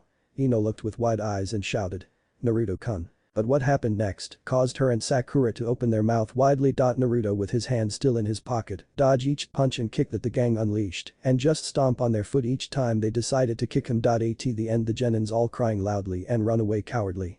The girls looked on in awe all the time. Naruto turned to the 2 girls and asked, "Are you two alright now?" The girls are still too shocked at what happened and just nodded their head affirmatively. "Good. Well, I'll be on my way now," said Naruto and was about to leave but was stopped by Ino. "Wait, Naruto-kun. Thank you for saving us. If not for you, I don't know what would have happened to us." Naruto just looked back at them one more time, then waved from his back when leaving. Sakura and Ino looked as Naruto leaving. Then Ino turned to Sakura and said with stars in her eyes and said, "Well, isn't he cool? He and Sasuke-kun are the coolest boys in our class. Though for some reason, Naruto-kun always slack off, making him the dead last of the class. But that didn't make him less attractive to me. I grew up, I will make him my husband for sure." Sakura also turned to the direction where Naruto left and felt something happen to her heart, recalled Naruto's sudden appearance when he rescued her and Ino. She still couldn't believe that he defeat Genin so easily and he is only an academy student like them. Naruto-kun really is amazing. To defeat the Genin so easily, well, he is just an academy student. And you say he is an orphan as well. He is definitely amazing, said Sakura. Ino looking at Sakura's face and frowned. "Hey, don't tell me you are after Naruto-kun now. You should chase after Sasuke-kun because Naruto-kun is mine." Sakura looked at Ino, then at the direction of where Naruto left and said, "I don't know. I only meet him today. Plus I am not very confident about myself now. I need time to change myself." Ino just looked at Sakura for a while and said, "Alright, let's go to my house to play. We are friends now, aren't we? I want to introduce you to my parents as well." With it, the 2 girls began to head to the direction of Yamanaka flower shop. Naruto's apartment. Naruto walked in his apartment and lied down on the bed, then he took out a book called How to Create Your Own Techniques and began to read. Naruto has wanted to create new techniques for a long time now. He just didn't has enough ideas for creation. To create a technique of your own is awesome. But it also takes a great amount of time for research and then to create as well. Plus, Sandame and the elders are already suspicious about my development. Now trying to create your own technique will just raise suspicion level. Guess I will lay low for now. Everything will start after the graduation, muttered Naruto and looked at the ceiling and thought. Then Naruto stood up as he remembered something. "I nearly forget. I promised Sasuke to train with him and showed him some tips for a Kaiten technique," said Naruto and hit himself to his forehead. Naruto then walked out of his apartment and head to the Uchiha compound. Uchiha compound. Sasuke is tapping his foot impatiently as he waiting for Naruto to appear. He wondered if he has other business to take care of or is late because of other reason. "Sorry, Sasuke. There was an unexpected situation I ran in. So it take me a while to get here," said Naruto run to Sasuke's direction. "Well, what happened? Is it something serious?" asked Sasuke. "Nothing, just some genin punk decided a couple of academy girls." "Okay, let's start our training now," answered Naruto and began to stretch. Sasuke nodded his head eagerly and asked, "So what would be doing first?" Naruto thought for a little and turned to Sasuke and asked, "Ever heard of the exercise called tree climbing?" Sasuke shook his head in negative. "Then we probably should try that first. It's the exercise to improve chakra control. And then you can start to learn the new Kaiten technique," said Naruto and approached a tree. Sasuke followed him and waited for the instruction. The idea of this exercise is to climb the tree without using hands. Instead you use chakra that need to store at the bottom of your feet to stick to the tree. You need to climb as high as possible to improve chakra control. Remember, too much chakra it will cause you to blast from the tree, too little and you won't be able to stick. "Now, let's start," explained Naruto and began to concentrate chakra on his feet and take out a kunai. He began to walk slowly to the tree with ease while Sasuke watched in awe. Naruto walked to the top then proceeded to slowly walk back to the ground. "Now, you try it," said Naruto to Sasuke. Sasuke nodded his head and began to concentrate chakra to his feet and rushed to the tree that near Naruto's. He could manage about 5 steps before he began to fall the ground. Sasuke then sit back up and muttered. "Just looking you do so easily, I thought it will be easy. Didn't expect to be the hard. Well, at first anybody struggle with this exercise for the first time. Just take your time to complete the exercise. You just need to find a balance of chakra in your feet, not too much, but not too little either, instruct Naruto. Sasuke nodded his head and began to try again, using Naruto's advice. Time skip evening night. It takes Sasuke nearly the while day, but he finally managed to reach the top of the tree. Though because he trained constantly all the time, he has become very tired and nearly out of chakra. Naruto stood on the tree with his feet sticking to it, looked down at Sasuke's sleeping form and smiled. He actually did better than me at first time. That's a cheh for you. Though, I think today's training is over now. Naruto then jumped back to the ground, then felt a presence that just appeared and turned to the direction. There he saw Itachi walked out behind a tree. You two sure are training hard. I think you should try to enjoy your childhood more, Naruto-kun. You two are still children after all, said Itachi, and approaching the sleeping Sasuke. Itachi, you forget that the moment I was born I lost all the time to enjoy my childhood. I never have a childhood, because if I lower my guard even for a second, my life will be over that instant. Sasuke did a very good job today, by the way, said Naruto, then bowed his head down to Itachi and turned to leave. Itachi, just looking at the leaving figure of Naruto sadly. All just because you are a Jinchuriki. Why are the people in this village so ignorant? They destroyed the life of an innocent boy the moment he learned to walk. And my clan is not an exception either. I feel so ashamed of them. Naruto-kun, you are truly strong. Not only you withstand all those hateful gazes, you also showed the look in your eyes that said won't take shit from anyone, be it superior or not. I feel proud to call you my brother. But if you decided to go against the village, as a shinobi of Konoha, I will stop you. Is Ushiagakure secret room time chamber? Naruto and Jashiro walked into the time chamber and looked around. It is a not very big temple. But it has all the necessary rooms for living. There was also a library that had all Uzumaki scrolls in it. Outside of the temple, there is a huge square. At the both side of the temple there were 2 sand watches on each side. Naruto walked to the square outside the temple, then turned to the temple and muttered. So this is a time chamber. I never imagined a place like this exist. That's right, Naruto.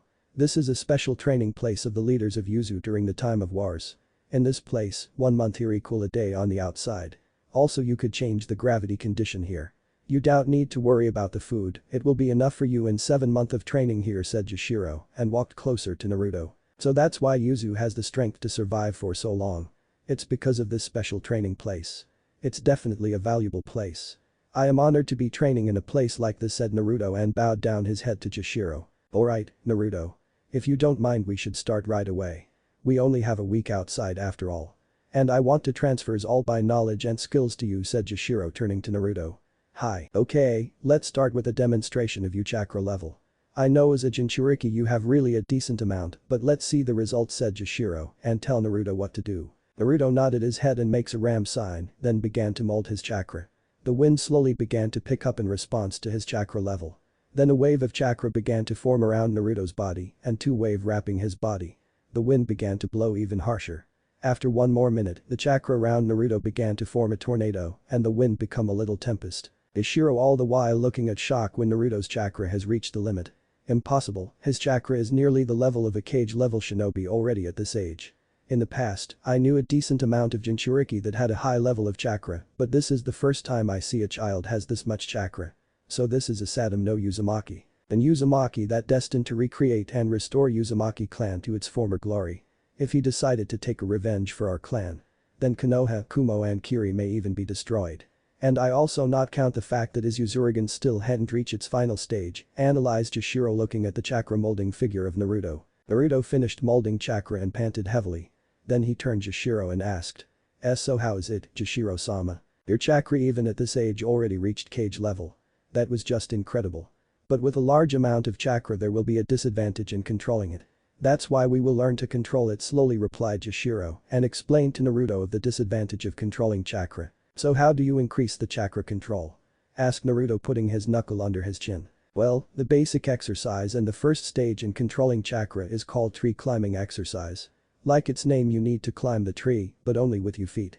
To do that you need to mold a necessary amount of chakra in order to stick to the tree. If you added too many you will be blasted from the tree, too little, and you won't be able to stick to it. The key to the exercise is to find a balance between them. There are still the water walking exercise and leaf concentration, but that's for later. I think you should start the exercise right away, said Jashiro, and the surroundings began to change and the forest began to appear out of nowhere. Naruto looked at the sudden change in awe. Then he walked to one of the trees and closed his eyes and began to concentrate his chakra to his feet. He snapped open his eyes and began to run up the tree. But he only managed to make 4 steps before he was blasted back. It's harder than I think. And according to the blast I put too many chakra in the feet, analyzed Naruto with narrowed eyes. But that he concentrates chakra to his feet again and began to climb tree. Meanwhile, Jashiro just watched as Naruto doing the exercise silently. He knew that this exercise will be hard for Naruto to complete due to the amount of chakra he possesses. Time skip 4 days later in time chamber. Naruto is still struggle with the exercise and panting heavily. So far, he managed to get only half of the tree. Naruto wiped his sweat from his face away and took a breath, then continued the exercise again. Slowly but he began to get a hang of the exercise. Naruto's progress this time is 4/5 half of the tree. Then he began to fall from the tree to the ground in exhaustion. Damn, I was so close, muttered Naruto with one of his eyes closed. Ishiro appeared beside him and catch him before he hit the ground. Take a rest for a while. Don't overdo it. We still have 6 months and 3 days, said Jashiro to Naruto. Naruto nodded his head tiredly and passed out. Time skip. And so Naruto's harsh training began. He and Jashiro worked on chakra control the first month of the training. By the end of the second week of the month, Naruto has mastered the tree climbing exercise. Right after that he began the water walking exercise. It took him about a week because the principle of the exercise is the same as the tree climbing. The remaining week Naruto sat in lotus position and began his leaf concentration exercise. He took the hang of the exercise very quickly and by the end of the week managed to finish it. Then come the second month. In this month, he learned all the seals that taught by Jashiro. There are different kinds of seals from exploding tag to creating a barrier. Jashiro also taught him makes the secret seals of Uzumaki clan, the healing seals. They are very useful seals because even if the user is not a medic nin, he or she need only to his or her chakra to the seal to transform the chakra to the healing chakra. Jashiro also wanted to tell Naruto about the seals on his stomach. But Naruto declined and replied that he wanted to explore that seals alone because it's his responsibility. Jashiro shrugged his shoulder at his choice. After that Jashiro and Naruto also began to invent new seals. At the start of the third month, they decided to train Naruto physically in the increased level of gravity. Naruto sparred with Jashiro every day and after day the gravity is increased. For a normal person, they wouldn't be able to survive this training, but Naruto is not a normal person by any means. Not only he is a Jinchuriki of Kyuubi, but as Sadam no Uzumaki, he also have enhanced healing rate even on par with Senju Hashirama. That's the only reason that he could survive this training. During the training, Jashiro also trained Naruto in controlling his emotions to keep them in check. During the 4th month, Jashiro began to teach him Kenjutsu of Uzumaki clan. The style is utilized the skill, heart, technique and its body at maximum level. The one that managed to completely mastered the unification of those facts above could reach the highest level of Kenjutsu, so-called realm of nothingness. It's a unique state where the swordsman could erase all his kai, his presence, even all his emotions. The fearsome point of Uzumaki Kenjutsu are the 4 ultimate technique of the style. It consists of 4 techniques that was named after 4 deity beast. Seryu, Suzaku, Byakko and Genbu. But the one uses those technique also need to pay a heavy cost. Because to use the technique you need to apply your own life force to activate it. As a result the lifespan of the user will be shortening each time he used those techniques. But to learn those techniques also is not a simple task either. To learn those techniques need goes through the hellish training each day. Or the teacher will need directly infuse those techniques in the student's body. But of course the death rate of the second method is far higher than the first. There is also one more far greater technique than the 4 above, though no one has managed to unlock it, as to use it need to master all the 4 techniques stated above. The 5th month began with the training of ninjutsu. Jashiro intended for Naruto to go through the elemental training, so he decided to teach Naruto one of Senju Tobirama's Kenjutsu called Kage Bunshin, no Jutsu, Shadow Clone technique. It was called Kenjutsu not because it was dangerous, but because of the chakra need to create each clone and also the information gathering ability. But there is also one purpose that the technique has. The wonderful thing of the technique is that each clone is a solid clone of the original, which means when the clones disperse themselves the original will gain all the experience. Jashiro used this fact to train Naruto in elemental training. As for the elemental chakra, Naruto has 2 elements right now.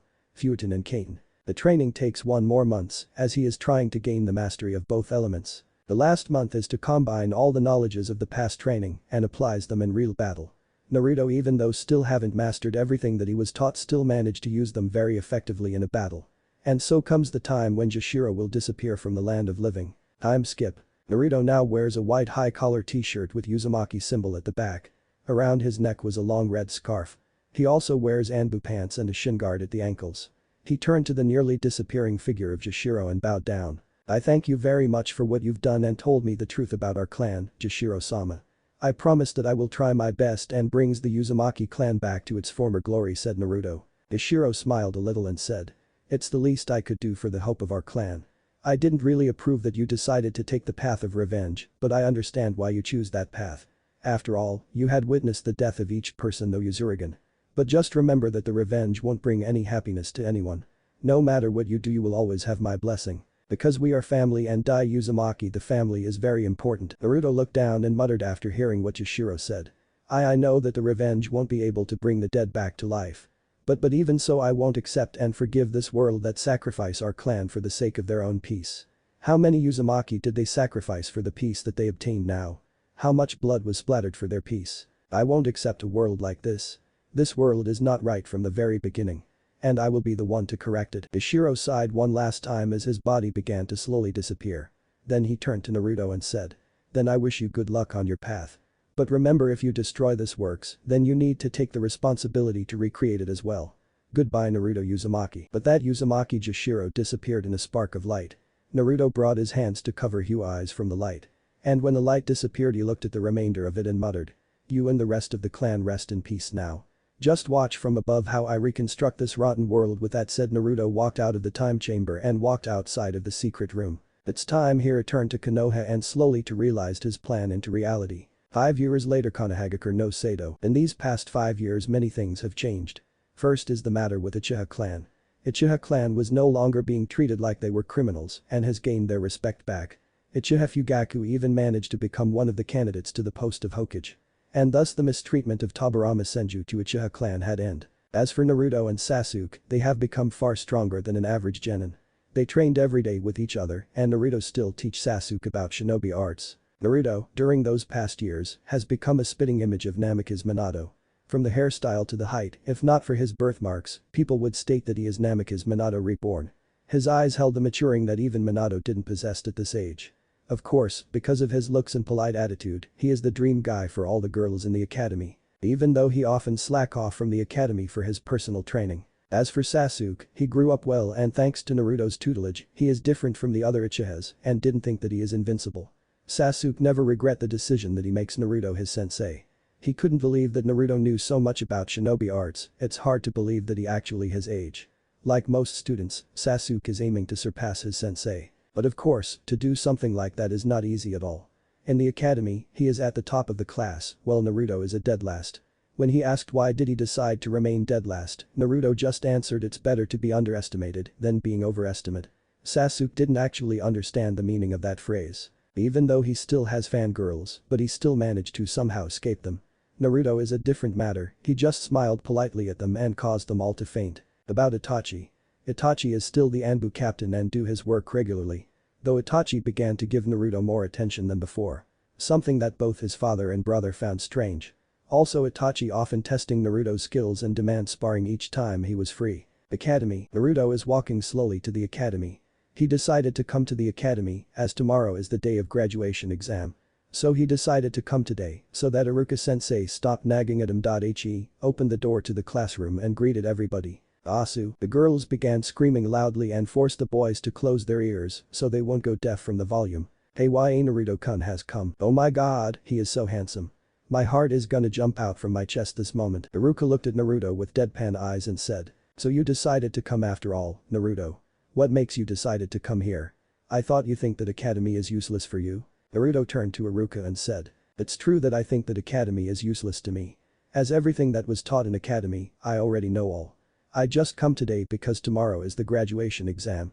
So for decency, I decided to come. Iruka hearing that has a tick mark appeared on his forehead, then point his finger at the end of the queue and said. Oh, if you so sure of yourself, mister, I know everything. Then stand to the queue and wait for your turn to perform the Henge no Jutsu. Okay, Naruto answered and walked to the queue calmly. All the girls watching him with hearts in their eyes. Naruto noticed the stares, then turned to the girls and smiled politely. Some of the girls even fainted at that smile. Sakura Haruno. Iruka called for her as it is her turn. Sakura nodded then stepped forward. She turned to Naruto and said. Watch me carefully, Naruto-kun. Naruto blinked as she talked to him. He decided to just nod his head. Here I go. Henge, said Sakura and transformed to the exact copy of Iruka. Iruka nodded his head approve. With that, Sakura undo the jutsu then turned to Naruto and asked. So how did I do, Naruto-kun? Naruto just smiled at her politely and answered. Yeah, good job, Sakura-san. Sakura beamed at the praise while the other girls began to glare at her. Next, Uchiha Sasuke, said Iruka. Sasuke sighed loudly and wondered why the heck is he here when he could retrain those jutsus and striving to get closer to Naruto's and Itachi's level. At the name of Sasuke, the girls also began to scream loudly. But unlike Naruto, Sasuke just ignored all of them. Avenge, said Sasuke with his hands in his pockets. With that he transformed to the perfect copy of Iruka. When Iruka nodded his head, Sasuke undid the jutsu and walked to his place. Okay, it's your turn, mister, I know everything, said Iruka sarcastically. Naruto ignored the sarcasm and stepped forward. Like Sasuke, he didn't do the hand sign and just transformed. But when the smoke cleared, it was not Iruka's copy that's standing in front of them. It was the perfect copy of Yondaime Hokage except for the whiskers. The girls gawking and drooling at the older blonde, while Iruka looked surprised but nodded his head in approval. Good. But it was not me. Though why do you decide to hinge yourself to the Yondaime? Also he didn't have those whisker marks like yours, though, asked Iruka curiously looking at Naruto. Naruto looked back at Iruka and answered. It was not Yondaime, Iruka-sensei. It's my appearance 5 years from now on, Iruka blinking surprised at his statement, but just let him go. The girls after hearing begin to want Naruto to themselves even more. Now that they saw how Naruto will look 5 years in the future, they will make him theirs and then carry his babies. After classes, Naruto started to walk away from the academy until he heard a voice behind called out to him. He turned back and Sasuke was the one calling to him. Sasuke catches up to him and said, I am surprised that you decided to come today. I thought that you will show yourself at the graduation day.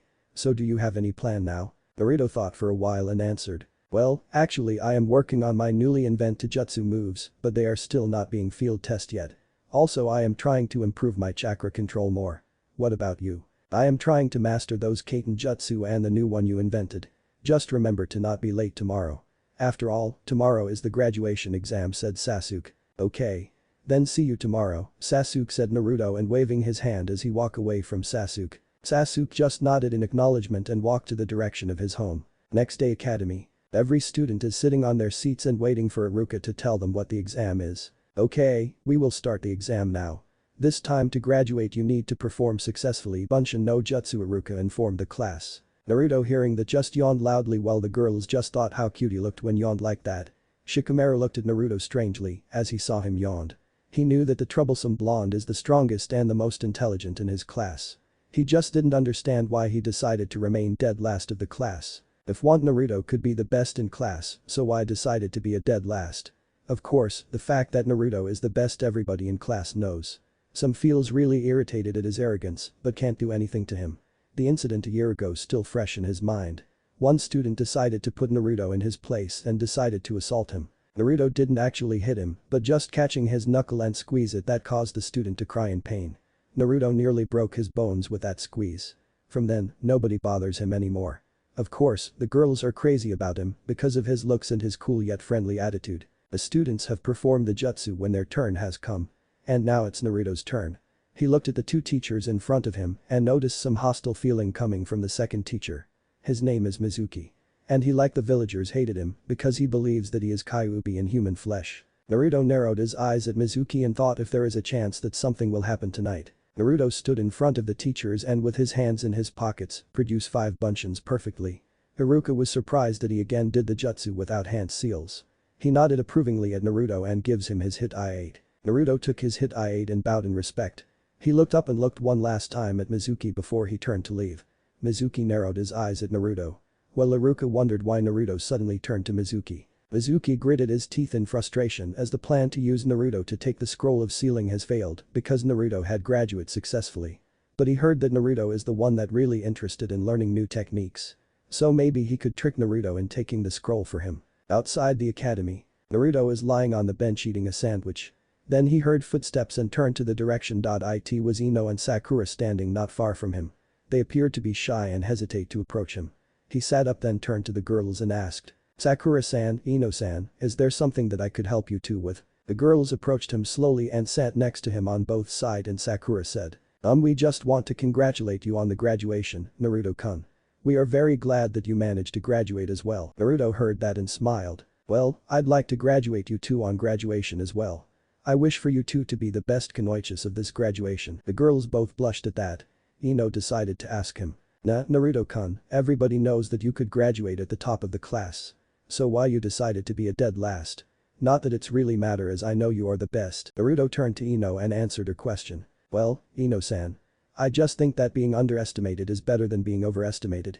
For example, the enemy thinking I am just a normal genin and will underestimate me just because of that fact. I could use that chance and showed my true skills that will cost the enemy his life. That's why I don't want to show my skills in the academy. Because it's not necessary. Both girls began to nod their heads at the logic of his action. The civilians and those that outside of the academy will think Naruto is the weakest as he is a dead last. But they didn't know the truth and will be very surprised when find out. Naruto then looked ahead of him and saw that Mizuki is approaching him. He turned to the girls and said, "It was a pleasure talking to you too, but it seems Mizuki-sensei wanted to tell me something. So I will see you two tomorrow, okay?" The girls hearing that nodded their head in disappointment as they want to talk to their Naruto-kun more. They nodded their head and began to leave. Naruto turned to Mizuki and asked, "Do you want anything from me, Mizuki-sensei?" Mizuki smiled a fake smile and approached Naruto. "Nothing. I just want to make a present for you, as I know you like to learn new techniques so much," said Mizuki and sat next to Naruto. Naruto turned to Mizuki and raised his eyebrow. "Whoa, and what present is that?" "I will tell you a big secret. In the Hokage's vault there is a scroll with many cool techniques out there. If you manage to take the scroll out from the vault, then you have the right to learn any techniques from that scroll. So how did that sound, huh? Very awesome, don't you agree?" said Mizuki with a grin. Naruto heard that and immediately understand that Mizuki want to use him to get the forbidden scroll. But it works for Naruto as well. He heard that there are notes for both the Haki no Fuin8 trigram seal and Hiraishin no Jutsu flying thunder god. He will use this chance to remember those notes and will research and possibly creating his own techniques from those notes. "So you want me to sneak in the Hokage's vault and took that scroll away? But won't that cause trouble for Hokage-sama?" asked Naruto looking at Mizuki. Mizuki just shrugged his shoulders and said, "It's your choice. I just want to give you a present for the graduation. Whether you accept it or not, it's your right." Naruto pretended to think long then replied, "Okay, I will do it. Thank you for the information, Mizuki-sensei." But that Naruto began to leave while Mizuki grinned evilly behind his back. "Yes, get that scroll and then I will take that away from you and kill you, Kyuubi brat." At night Iruka's house. Iruka is lying on his bed recalled the Kyuubi rampage that cost the life of both his parents. Suddenly, he heard the sound of the door opened. The one that opened the door was Mizuki and it seems he was in hurry. "Iruka-sensei. We have trouble.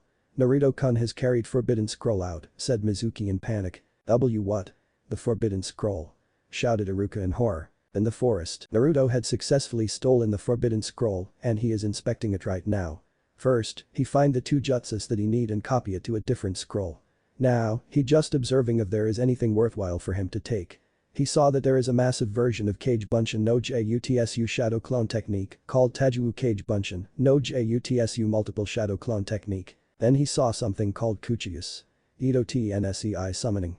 Impure world reincarnation. It's a technique that could resurrect the dead though the body is not actually the real body and the dead didn't have their own will. He read the name of the inventor and saw that the technique created by Senju Tabarama. For him, this is a disgusting technique that brings the dead against their will in this world. On the roof of Hokage's tower, all Jounins and Chuninins heard that Naruto managed to steal the forbidden scroll and they are discussing with Sandaime what to do. "Hokage-sama, Naruto had stolen a forbidden scroll away. We should find him immediately. The forbidden scroll, it's not just something to take lightly. If it will be in the wrong hands the village is doomed," said one Jounin. "Okay. Bring Naruto here," ordered Sandaime. With that all the shinobis began to split to find Naruto. Konoha's streets. Iruka is jumping from rooftops to rooftops and looking around with intention to find Naruto. "Where are you, Naruto? Why suddenly decide to do such a foolish thing?" thought Iruka looking around. On the other part of Konoha. Mizuki is running on the street of Konoha and thinking calculatedly. Good, Naruto managed to get the forbidden scroll. Now all I have to do is to kill him and take the scroll away. Then I will obtain all the power of the scroll. Ha ha ha. Time skip in the forest. Naruto is pretending to be exhausted from learning the jutsu. He is on his knees and both hands pretending to pant heavily. Suddenly Iruka appeared before him with a very irritated expression. "Hey Naruto. Do you know what you have done, huh?" Naruto just looked up at him with a calm face and answered. "Mizuki-sensei said to me that if I could take the forbidden scroll away from the Hokage's vault, then I have the right to learn the jutsus there. You want to say that was all lies?" Iruka looked at him incredulously and said. "Of course, it's a lie, idiot. Wait, you say that Mizuki told you that?" Naruto nodded his head and replied. "That's right. He said that's my present for graduation." Iruka was shocked at the revelation and said. Naruto, there was no such thing as if you managed to take the forbidden scroll that you could all the techniques in that. Suddenly from Iruka's left the shurikens flew at him with great speed. Iruka looked in shock as the shurikens flew at him. But from the other side a barrage of shurikens intercept the other. He turned to look who threw them and saw that it was Naruto, with a serious face. Mizuki landed on the branch of the tree and looked down at them. Never expect for Iruka to find this place. Naruto, hand me the scroll, ordered Mizuki, and open his palm. Iruka, still not taking his eyes of Mizuki, said. Naruto, don't hand the scroll to Mizuki. That scroll is full of forbidden techniques that if it was in the wrong hands some terrible will happen. Mizuki just used you to obtain that scroll for himself. Naruto just take the information calmly and answered. Iruka-sensei, I know that from the very beginning. Iruka looked wide eyes at that and asked. Then why? I know Mizuki-sensei want to trick me to get the scroll. But I played along with him so that I could test something out. And for that I need a lab rat or a punching bag, don't you agree? Said Naruto with a smirk, looking up at Mizuki. Oh? So you know from the very beginning, but still do as I said. I thank you for bringing this scroll here, Kyuubi brat. Oh, about that. Have you ever wondered why you were hated so much, eh? Asked Mizuki with a wide smirk on his face. Don't, Mizuki. It was forbidden to talk about that, shouted Iruka in horror. There was a rule created by Sandaime 12 years ago after the incident. A rule that about you being a demon fox, Naruto. You are the one that killed Iruka's parents and all the other Konoha shinobi. Finished Mizuki with glee. Naruto turned his gaze to the ground and the shadow covered his eyes. Iruka looked at Naruto and wanted to tell him that it's not like that he is not a demon fox. No one is ever going to recognize you. You just a demon brat. Even Iruka hated you, shouted Mizuki, looking at Naruto's unmoving figure. Iruka looking at Naruto and shouted out. Naruto, don't listen to him. You not a demon and never will be. You are Uzumaki Naruto, not a demon fox. Naruto completely ignored Iruka and looked at Mizuki and asked. Are you finished? I won't explain anything to someone that didn't know anything about seals. Now just stand still there and be my test object, please. Mizuki, hearing that, gritted his teeth in anger and threw the Fuma shuriken behind his back at Naruto. Iruka, seeing that, shouted for Naruto to duck. But Naruto just stood there as the shuriken stuck at him. Iruka widened his eyes in horror, while Mizuki smirking in satisfaction. Suddenly Naruto puff out and on his place is a wooden log. Hawaremi no Jutsu body replacement technique. Good job, Naruto, said Iruka and sighed in relief. Naruto appeared behind Mizuki and began to engage him in a taijutsu match. And you even call yourself a shinobi, Mizuki-sensei. You are a shame to all shinobi all over the world. Let me show you what the real shinobi is capable of, said Naruto and began to gather chakra in his left fist. Shut up, Kyuubi brat. How dare you ridicule me? Today I will get rid of you and become the hero of Konoha, shouted Mizuki and rushed at Naruto. Naruto unleashed his chakra-filled fist and unleashed it. But Mizuki managed to dodge and was about to take out a kunai to stab Naruto. Suddenly he widens his eyes and coughs up blood. He felt something is destroying his body from inside. He then turned to Naruto and shouted at him. What have you done to me, Kyuubi brat? Answer me, quick. Naruto smirked and said. That was the result of my newly invented taijutsu move, Shometsuken Destruction Fist. No matter if the opponent will be managed to duck the fist or not, the chakra wave that was input in the fist will still move to the body of the opponent and created a destruction wave from within the opponent's body. You the first victim of this move, so feel honored about that. Meanwhile Iruka was speechless that Naruto invent by himself such a dangerous move. He knew that Naruto is far more advanced than other children, but to actually invent the taijutsu move at this age, it's just plain ridiculous.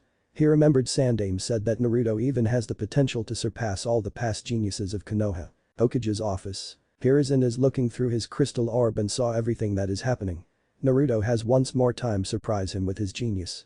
He not only deduced that Mizuki will use him to steal the scroll and stopped him from doing that.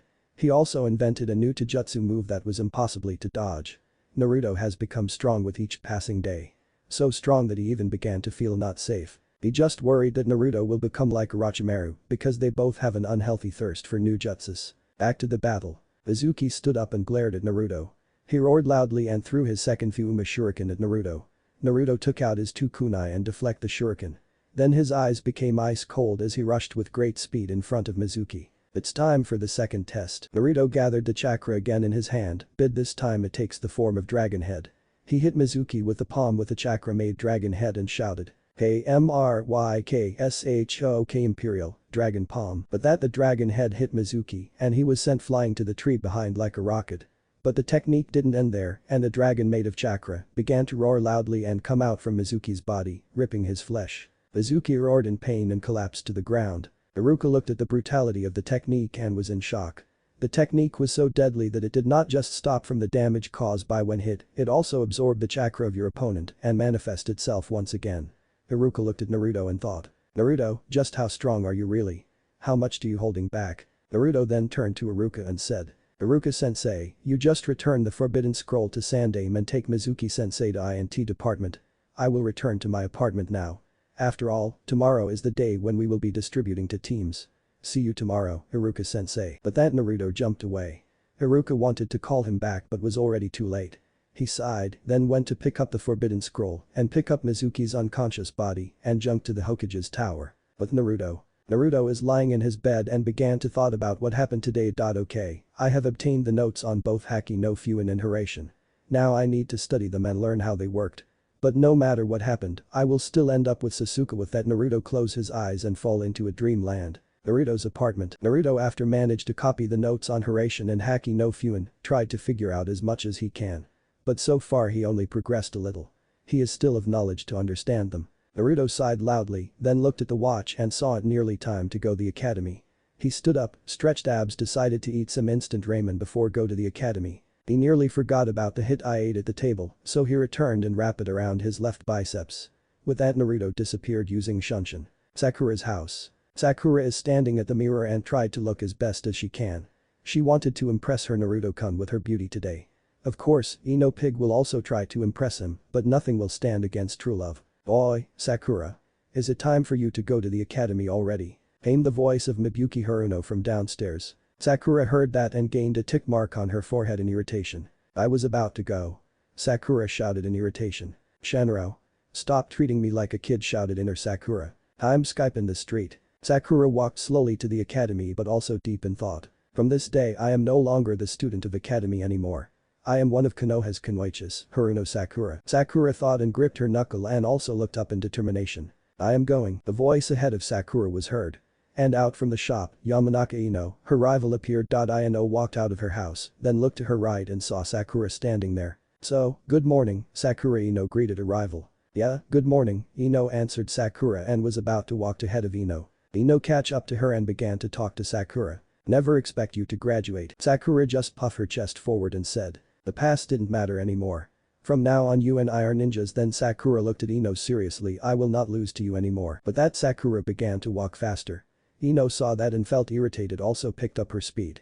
They continued like that for a while, before decided to run to the academy. That caused the dust to raise from the ground. Academy. Naruto is sitting next to the window and he felt super bored. He looked aside and saw Sasuke also is breathing out of boredom. Then he saw Shikamaru walked up to him and asked. Troublesome blonde, why do you even look so tired? Don't tell me something unexpected happened yesterday night. I saw many Jounins and Chuninins jumping around Konoha yesterday. It's like they searching something or someone.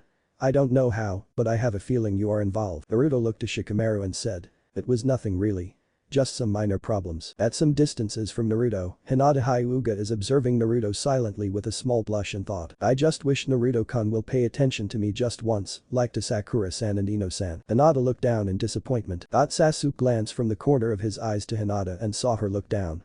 Then he turned to Naruto and sighed loudly.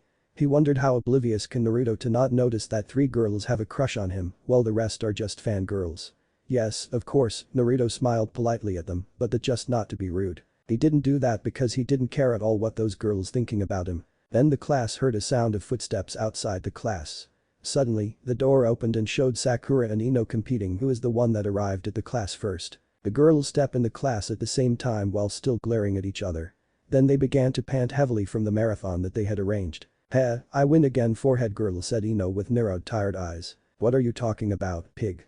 My foot entered the class before you a second earlier, retorted Sakura with the same eyes. The class hearing the argument and sweat dropped at the scene before them. Naruto looked at the scene from the corner of his eyes and then decided that he is gonna take a nap, as yesterday he stayed very late at night to find out something about those 2 techniques. But that he hides his head in his hands and fall to sleep. Sakura and Ino still arguing then turned to where Naruto is sitting and decided to run to his side. Naruto-kun, Naruto-kun. Wake up.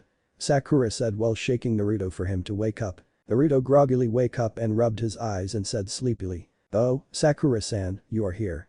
Sorry, I didn't get much sleep last night, so I decided to take a nap here. Sakura hearing that began to worry and asked. Did something happen yesterday? What did Mizuki-sensei want from you yesterday, Naruto-kun? Naruto scratched his head, then looking at her with half eyes and answered. Oh, nothing important, really. I just stay up at night to research something. That's all. Sakura nodded her head, then decided to ask. Naruto-kun. Can I sit next to you here? Ino, hearing that, decided to retort. Wait a minute, forehead girl. I am going to seat next to him. First come first serve, retort Sakura, narrowing her eyes. But I come to the classroom before you. I did. And just that the other girls in class also joined in the argument while Naruto decided to take a nap that moment. Sasuke looked at Naruto and sweat drop. He wondered how the blonde managed to sleep at that circumstance. Those girls annoying me no end. Then he looked at his own fangirls and thought. And they are as well. Hokage's office. Hiruzen gathered all the future senseis and showing them their future students. Then he showed the sleeping figure of Naruto and the brooding face of Sasuke. So those two are the two most gifted in this class, huh? The rookie of the year, Uchiha Sasuke. And the pretend dead last, Uzumaki Naruto, Kakashi said, looking at the crystal sphere. That's right, said Hiruzen. The youngest son of Uchiha Fugaku and the genius Kyuubi Jinchuriki, huh? Muttered Kurenai while paid more attention to the sleeping figure of Naruto. Hokage-sama. May I ask the question? Asked Sarutobi Asuma. Hiruzen nodded his head. If Naruto is a genius, why he decided to remain a dead last? The answer to that question is simple, Asuma. Everybody here knows how close Naruto is with the Uchiha brothers. So to not separate from Sasuke, Naruto researched the team placement system of Konoha and found out that the rookie of the year and the dead last will be placing on the same team to balance the team. And Naruto's tricky plan has created the strongest team of the graduation year, explained Kakashi with a lazy expression. The other Jounins finally realized Naruto's plan and opened their mouth in realization. While Hiruzen just smirked with the pipe in his mouth. Academy. The girls continued to argue that who will sit next to Naruto. Sasuke looked at Naruto for a moment and then looked away and continued to brood. Suddenly Ino was accidentally shoved by some boy right into Naruto. Naruto groggily wakes up and saw that Ino is falling at him. Ino fell face to face with Naruto and lip lock with him. He's still not out of sleep just yet and didn't realize that his lips and Ino's was connected. Sakura gasped in horror as Ino Pig managed to steal her Naruto-kun's first kiss. Shanro. That pig dared to steal my first kiss with Naruto-kun, shouted inner Sakura and punching the air rapidly. Ino blushed furiously but still decided to deepen the kiss. After a while she decided to separate from Naruto and then screamed out in happiness. Hey YA, that was so fantastic. Naruto-kun's lips are so tasty and soft too. Naruto has fully awake at this moment, then touched his lips and wondered what was that soft feeling that was on his lips just a moment ago. Sakura glares daggers at Ino and pointed her finger at her, shouting. How dare you steal my first kiss with Naruto-kun, Ino Pig. That should have been my kiss with him. Ino looked at Sakura then smirked deviously and said. Oh, it's too bad that you could taste that delicious lips of Naruto-kun. They are so soft and kissable. Oh my god, just recalling the memory makes me want to kiss him once more. Sakura glared evilly at Ino then jumped at her, shouting. Ino. Naruto saw the girls fighting, decided to turn to Sasuke to ask. Boy, Sasuke, what happened with the girls? Also, I still have a strange taste in my mouth. Do you know what is that? Sasuke looked incredulously at Naruto for a minute then decided to answer his question. Did you really not remember what happened a minute ago? At the question Naruto just shook his head. Sasuke sighed and began the explanation. Listen here, the strange taste in your lips is that of Ino's lips. She accidentally was shoved by someone right into your face. And they are fighting out there because it's such a pain to explain that. Naruto at the answer blinked and touching his lips one more time. Then he turned to the fighting between Ino and Sakura.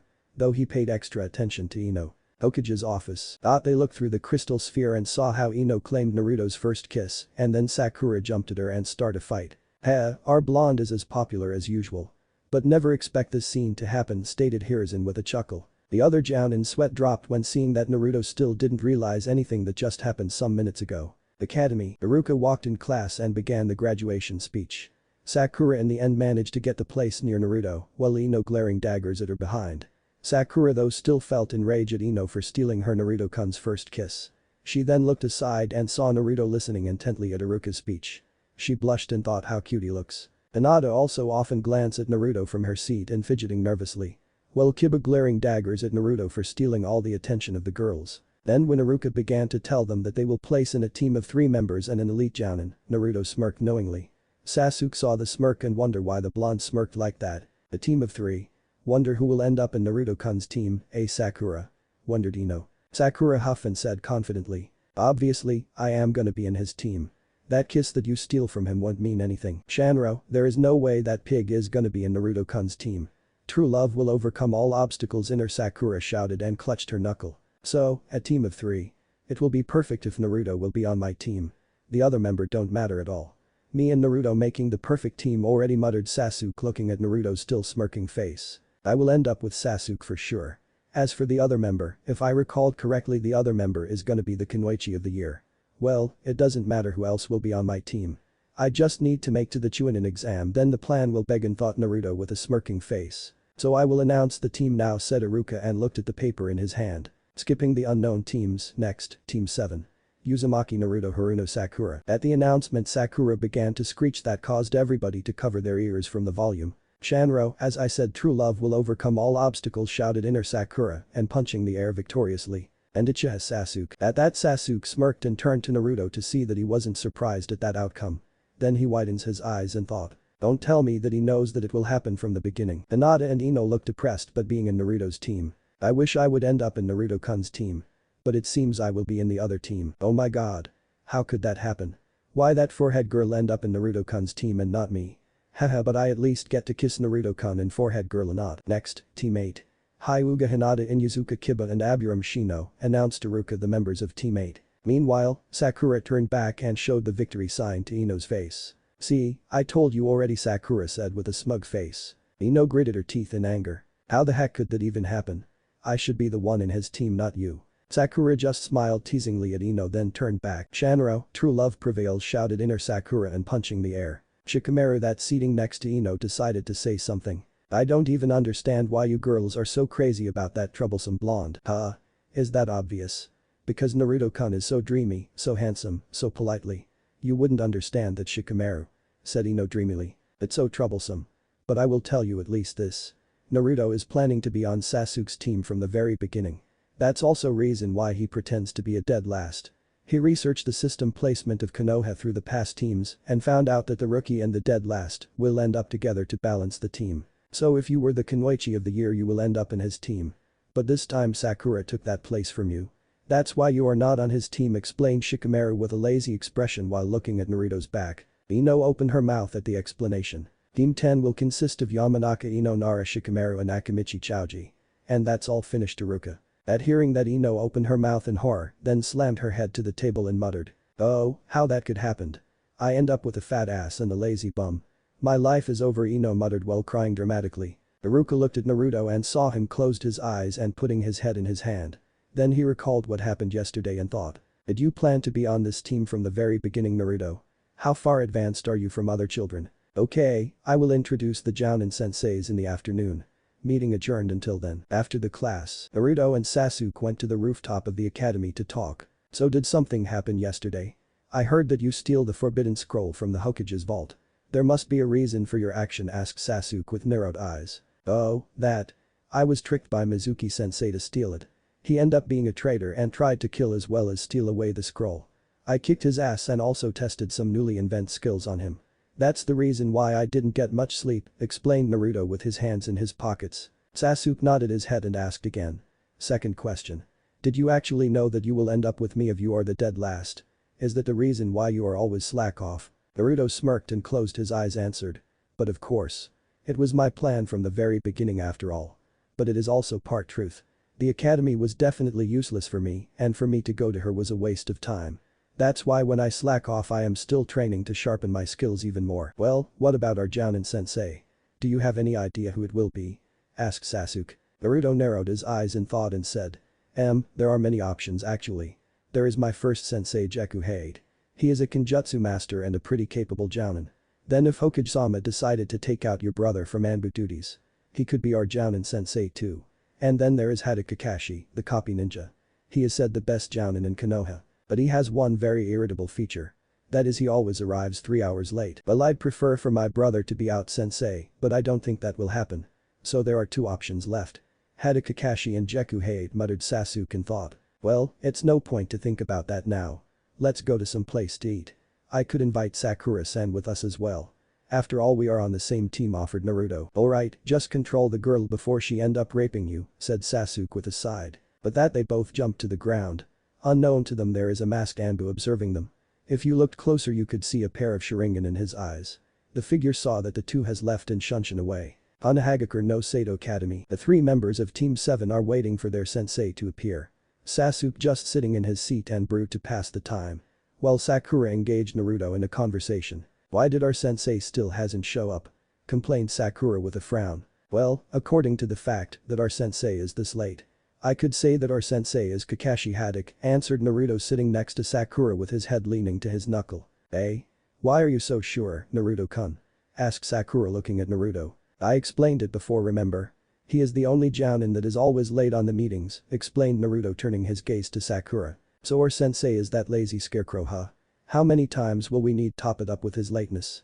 asked Sasuke, his eyebrow twitch in irritation. Naruto looked at Sasuke then smirked. He stood up from his seat and began to him near the door. Sakura seeing that blinked and asked Naruto. "Naruto-kun, what did you want to do?" Naruto turned to Sakura smiling at her caused her to blush at the smile. "Sakura-san, don't you think that is only right to punish our sensei for being late? He should learn a lesson to not mess with our team." "What do you have in mind, Naruto?" asked Sasuke with a smirk. Naruto turned to Sasuke and said. "You will see right away." But that Naruto took a seal from his pouch and put it on a door. Naruto smirked evilly and chuckled. "So what is the function of that seal?" "I know you have tons of seals, so what is it this time?" asked Sasuke eagerly. Naruto looked back at Sasuke and said proudly. "A new seal that will electrocute the target upon the contact for 3 minutes. That will teach our sensei a lesson for not be late again." "But Naruto-kun, do you think that will work? Our sensei is an elite jounin after all," asked Sakura. "Shanro, that's right baby, teach him a lesson so that he will remember forever," shouted inner Sakura excited and punching the air. "Not many people in this village know how to use Fuinjutsu, so that even if he is an elite jounin, he won't be able to detect anything," said Naruto and walked back to his seat and waited patiently. After some minutes, they saw a hand appear at the door. Immediately Naruto's seal activated and they could saw dozens of electricity emanating from the seal to the door. Naruto was smirking as his seal has worked just as he expected. Sasuke and Sakura also smirking, but they didn't notice the shadow behind Naruto. Kakashi decided to let himself known. He coughed into his fist and the 3 members of Team 7 turned to him. "My first impression about you guys is that you guys will be a pain in the ass," said Kakashi lazily. That statement caused the whole team to gain a tick mark in their foreheads. Naruto then turned to the door and saw that there was smoke covering the door. So he used a cage bunshin while sneaking at me from the window. "Not bad," had Kakashi. "I'm skyping the roof of the academy." The 3 members of Team 7 sat on the ground while Kakashi is leaning against the railing with his hands crossed. "Okay, how about you 3 introduce yourselves?" Kakashi asked lazily. "Introduce ourselves? But what should we say?" asked Sakura. "Well, for example what you likes, hates, dreams and hobbies," said Kakashi while shrugging his shoulders with his hands up. "I think you should introduce yourself to do first, sensei," said Naruto with his leg put on the other. "Me? Well, my name is Haddock Kakashi. I don't have any intention to tell you about my likes and dislikes. As for my dream, and I have a few hobbies." Kakashi introduced himself to his students. And clearly the students did not pleased with his introduction. "So all we found out was his name," said Sakura deadpanned. "Okay, now it's you guys' turn. I think the Uchiha should go first," said Kakashi. Sasuke sighed loudly and began to introduce himself. "My name is Uchiha Sasuke. My likes are training and spend time with my family. I dislike many things. Hobbies, guess researching about new techniques.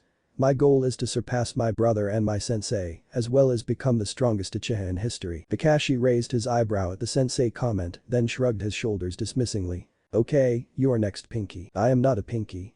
Ahem, my name is Sakura Haruno. I like Naruto-kun. My dislike is Ino Pig that stole a kiss from Naruto-kun. My dream for the future is to be a strong kunoichi and also became Naruto-kun's wife." Kya Sakura shouted at Kakashi for the comment he made and then coughed a little, then began her introduction. All the time looking at Naruto with fascinated and admirable expression. "Interesting, she is not really a total fangirl if she want to be a strong kunoichi. And the only one left was sensei's son, thought Kakashi and glanced at Naruto. "Okay, it's your turn, Blondie." Naruto ignored the Blondie comment and began introduced himself. "I am Naruto Uzumaki. I like training and researching more about seals. I dislike hypocrites as well as those that didn't value their family. My hobby is to watch the burning leaves. My dream to correct this twist world." Kakashi narrowed his eyes at Naruto's hobby and dream. While Sasuke and Sakura just looked at Naruto with a question mark on their heads. "You 3 are all unique and that's good. Starting from tomorrow we will start a mission," Kakashi informed his team. "So what kind of mission that will be?" asked Sasuke stood up with his hands in his pocket. "Have you forgotten, Sasuke? Out of all the academy students that graduate only 9 will become a genin. Which means tomorrow we will do a survival mission to determine if we are worth a turtle of genin or not, am I right, Kakashi-sensei, said Naruto, then looked at Kakashi with a smirk. This kid Sandane was right, he is completely different than other children. He has already found out about the survival training. Just how much do you know, Naruto? Thought Kakashi, looking at Naruto. Sakura didn't know about that information, gasped and asked. What? Did what Naruto-kun said was true, sensei. Will there be only 9 students that will become a genin? What about the rest? Naruto is completely right, Sakura. Out of 27 graduates only 9 will become a genin. That's not all. The survival training that will happen tomorrow will have a dropout rate of 66%. Said Kakashi with a scary expression on his face. Sasuke and Sakura felt nervous while Naruto just looking at Kakashi calmly. Kakashi looked at them all and noticed that Naruto didn't nervous at all. It's like what just said didn't faze him at all. That's just absurd. Then what did we do the graduation exam for? Complained Sakura. Oh, that. It was just to pick up those that qualified enough to be genin. And tomorrow I will determine if guys deserve to become genin or not. Come to the training ground 7 at 5 AM tomorrow, said Kakashi. Sasuke and Sakura began to tremble in anticipation while Naruto acted like nothing happened. He looked at both of his teammates and thought, "Heh, sensei sure got them good. But that won't scare me at all because I don't intend to be a ninja of this village at all. But given the circumstance, I must at least made it to Chunin exam before the plan could start. If I fail this test, then I will be separate from Naruto-kun and that pig may even claim him. I won't let happen, so no matter what I can't afford to fail," thought Sakura, determined. If I fail this test, I will be left behind even more than I am now. I need to keep up with them. Itachi and Naruto, just you wait, I will keep up soon, enough, thought Sasuke, looking at Naruto and clutch his fists tightly. Okay, that's all for today. The meeting is over. Oh, I forgot. Don't eat breakfast or you will throw up, said Kakashi lazily before shunshin away. Before they separated, Naruto decided to say. Don't listen to his last order. No matter what kind of mission it will be, the shinobi need to be in the best shape to fulfill the mission. He said that just to weaken us for the training tomorrow. Sasuke and Sakura widened their eyes at the realization and silently nodded their heads. And just that they go their ways. Not far from them, Kakashi, that stood on the tree branch observing the situation since he pretends that he already left, he even deduced that. Well, let's see how you will do at tomorrow's survival training, Naruto. Next day, training ground 7:05 AM. The 3 members of Team 7 was seen walking to the training ground. The boys were looking fine, just Sakura looked turned cause she didn't used to wake up this early in the morning. They said good morning to each other and then Naruto decided to separate from them. He walked to where there is 3 poles located. Then activated his Uzurigan and looked into the future that will be in 3 hours forward. He saw clearly what the test will be and what is the meaning of it. He also saw the possibility of what will happen if they couldn't understand the meaning of that test. He nodded his head, deactivated Uzurigan and went back to his teammates. Hey Sasuke. Here, take this, said Naruto and gave Sasuke a pair of sunglasses. Sasuke and Sakura looked at him strangely. Then Sasuke decided to ask. Why did you give me that? That won't help us do this survival training. Naruto shook his head and said. That's where you are wrong, Sasuke. Guys, I have a plan. Don't ask any question, just do as I said, okay? Sasuke and Sakura was about to ask, but hearing that comment decided to keep silent. Then Naruto began to share the plan to them. After the explanation of the plan, Naruto-kun, are you sure that it will be that test? I mean, it's not that I don't believe you.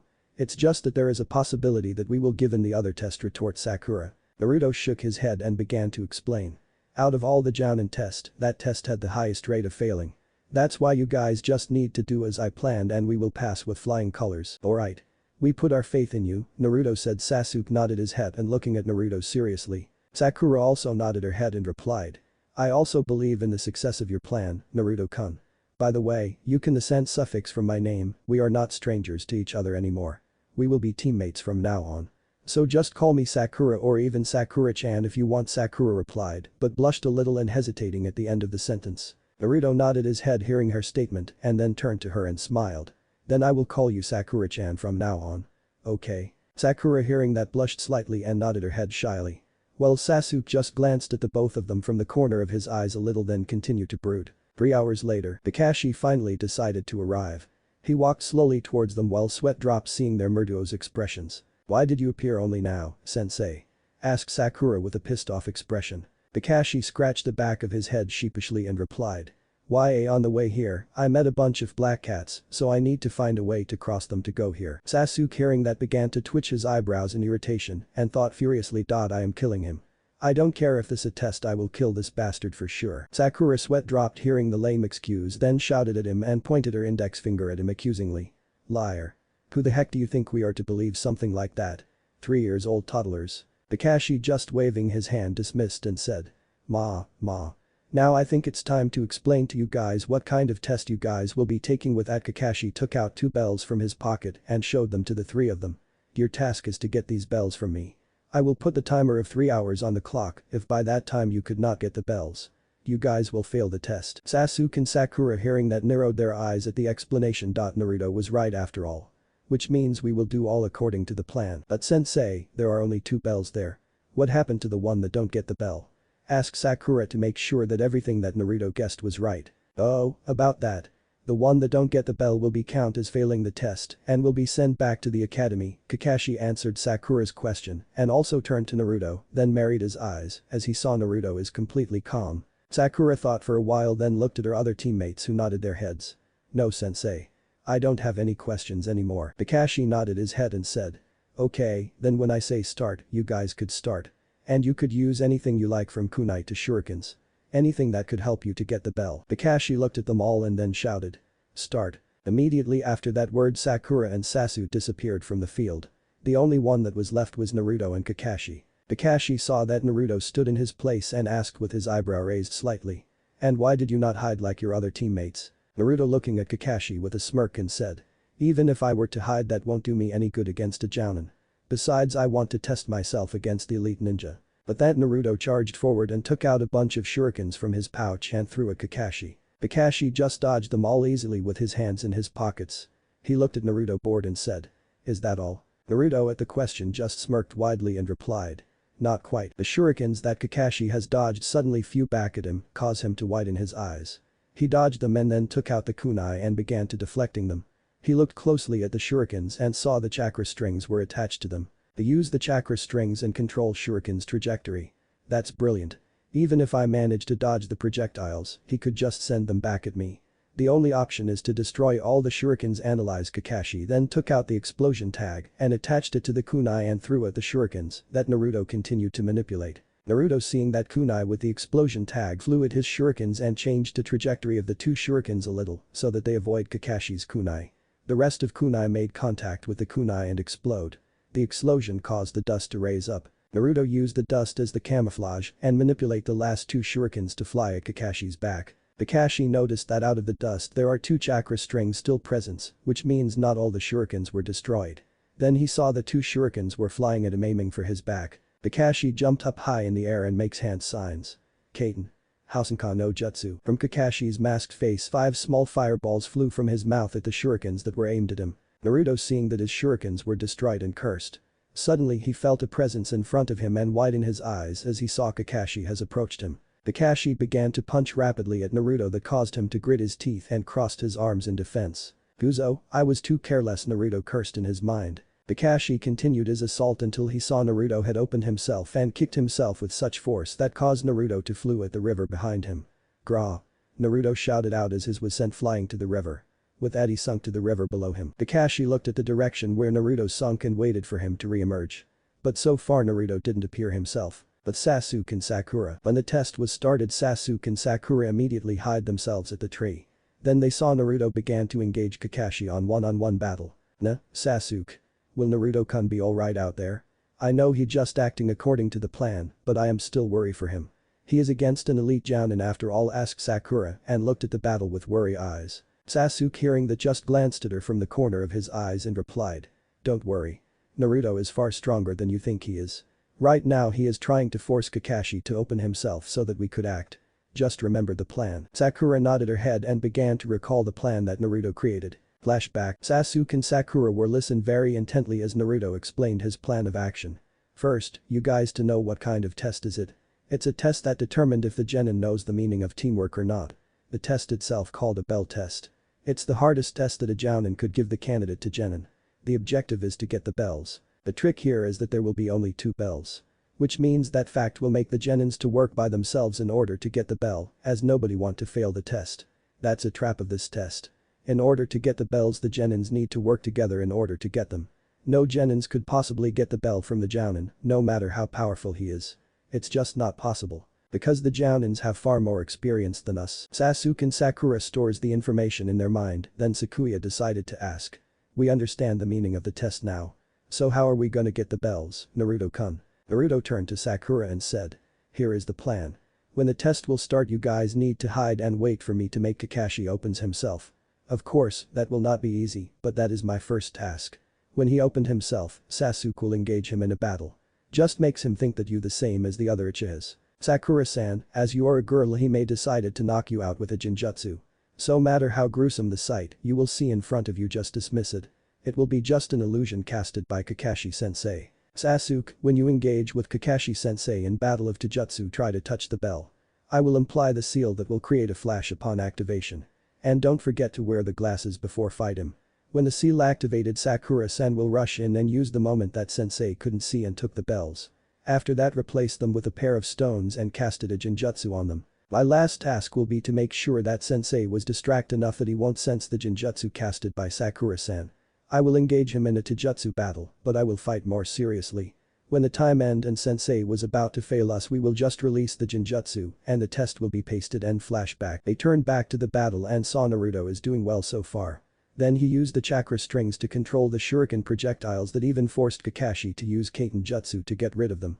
And they began to worry as they saw Kakashi began to attack Naruto rapidly and then strike him to the stomach and send flew to the river behind Naruto. Sakura saw that and exclaimed in worry. Naruto-kun. Sasuke gripped her shoulder and shook his head. Then he widens his eyes as he saw Kakashi opens himself. Whether it's a trap or not this is his chance. With that Sasuke took a bunch of shurikens and kunes and flew at Kakashi. The shuriken struck their target. But Sasuke narrowed his eyes and felt something is not right here. The intuition didn't fail him as the Kakashi that was struck disappeared in a puff of smoke and replaced with wooden log. As I think there is no way it will be so easy.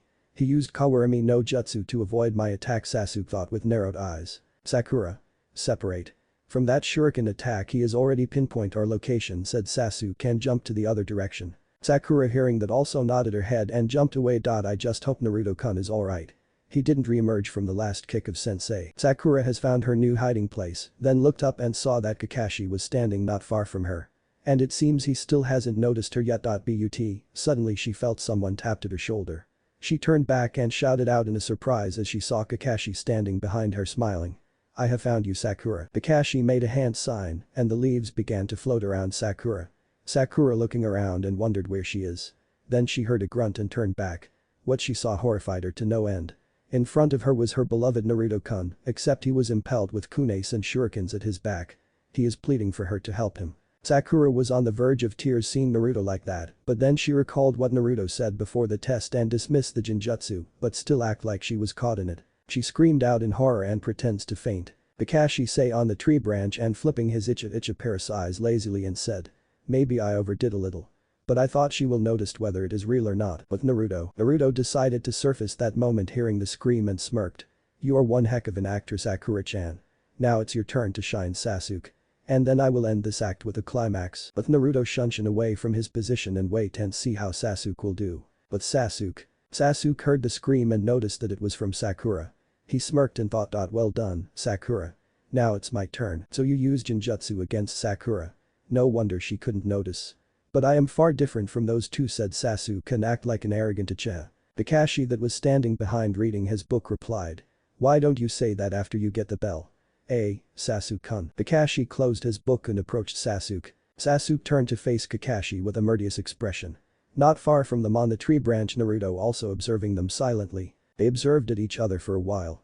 Before Sasuke decided to act and threw the shurikens at Kakashi. Kakashi jumped aside and dodged easily, then replied. Using normal attacks won't work on me. Sasuke just smirked a little took out the sunglasses and put them on. That action caused Kakashi to sweat dropped. But then Sasuke threw a kunai and cut the rope that released his trap. When the rope were cut the shurikens and kunai began to flew at Kakashi unexpectedly. Kakashi was forced to jump back to avoid them. But that was just Sasuke need. He appeared behind Kakashi and kicked him that surprised Kakashi and forced him to block with his hands. Kakashi caught Sasuke's leg, so Sasuke decided to punch him. But the punch was caught as well. Sasuke smirked and kicked with his remain leg. Kakashi was forced to block that kick as well. Sasuke smirked at that and began to raise his remain to take the bell. He managed to touch it, and that moment the seal Naruto implied in his hand glowed brightly that blinded both of them, should Sasuke didn't wear sunglasses. Rah! Kakashi shouted out in surprise and covered his eyes as he was blind for this moment. Sakura heard the scream and rushed to the sound. Using the moment that Kakashi was still blind by the flash seal implied by Naruto, she took the bells swiftly and replaced them with two balls like rocks and also casted a genjutsu on them. By that time the effect of the flash was off and Kakashi could see again. He looked at Sasuke with narrowed eyes and thought, what a guy. I didn't even expect for him to use the flash seal to blind me. Just as he was about to check if the bells were still there, he was forced to dodge a kick from above. He looked up and saw that Naruto has reappeared. Naruto turned to Sasuke and nodded.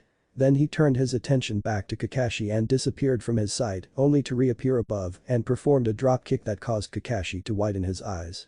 He didn't expect that kind of speed from Genin at all.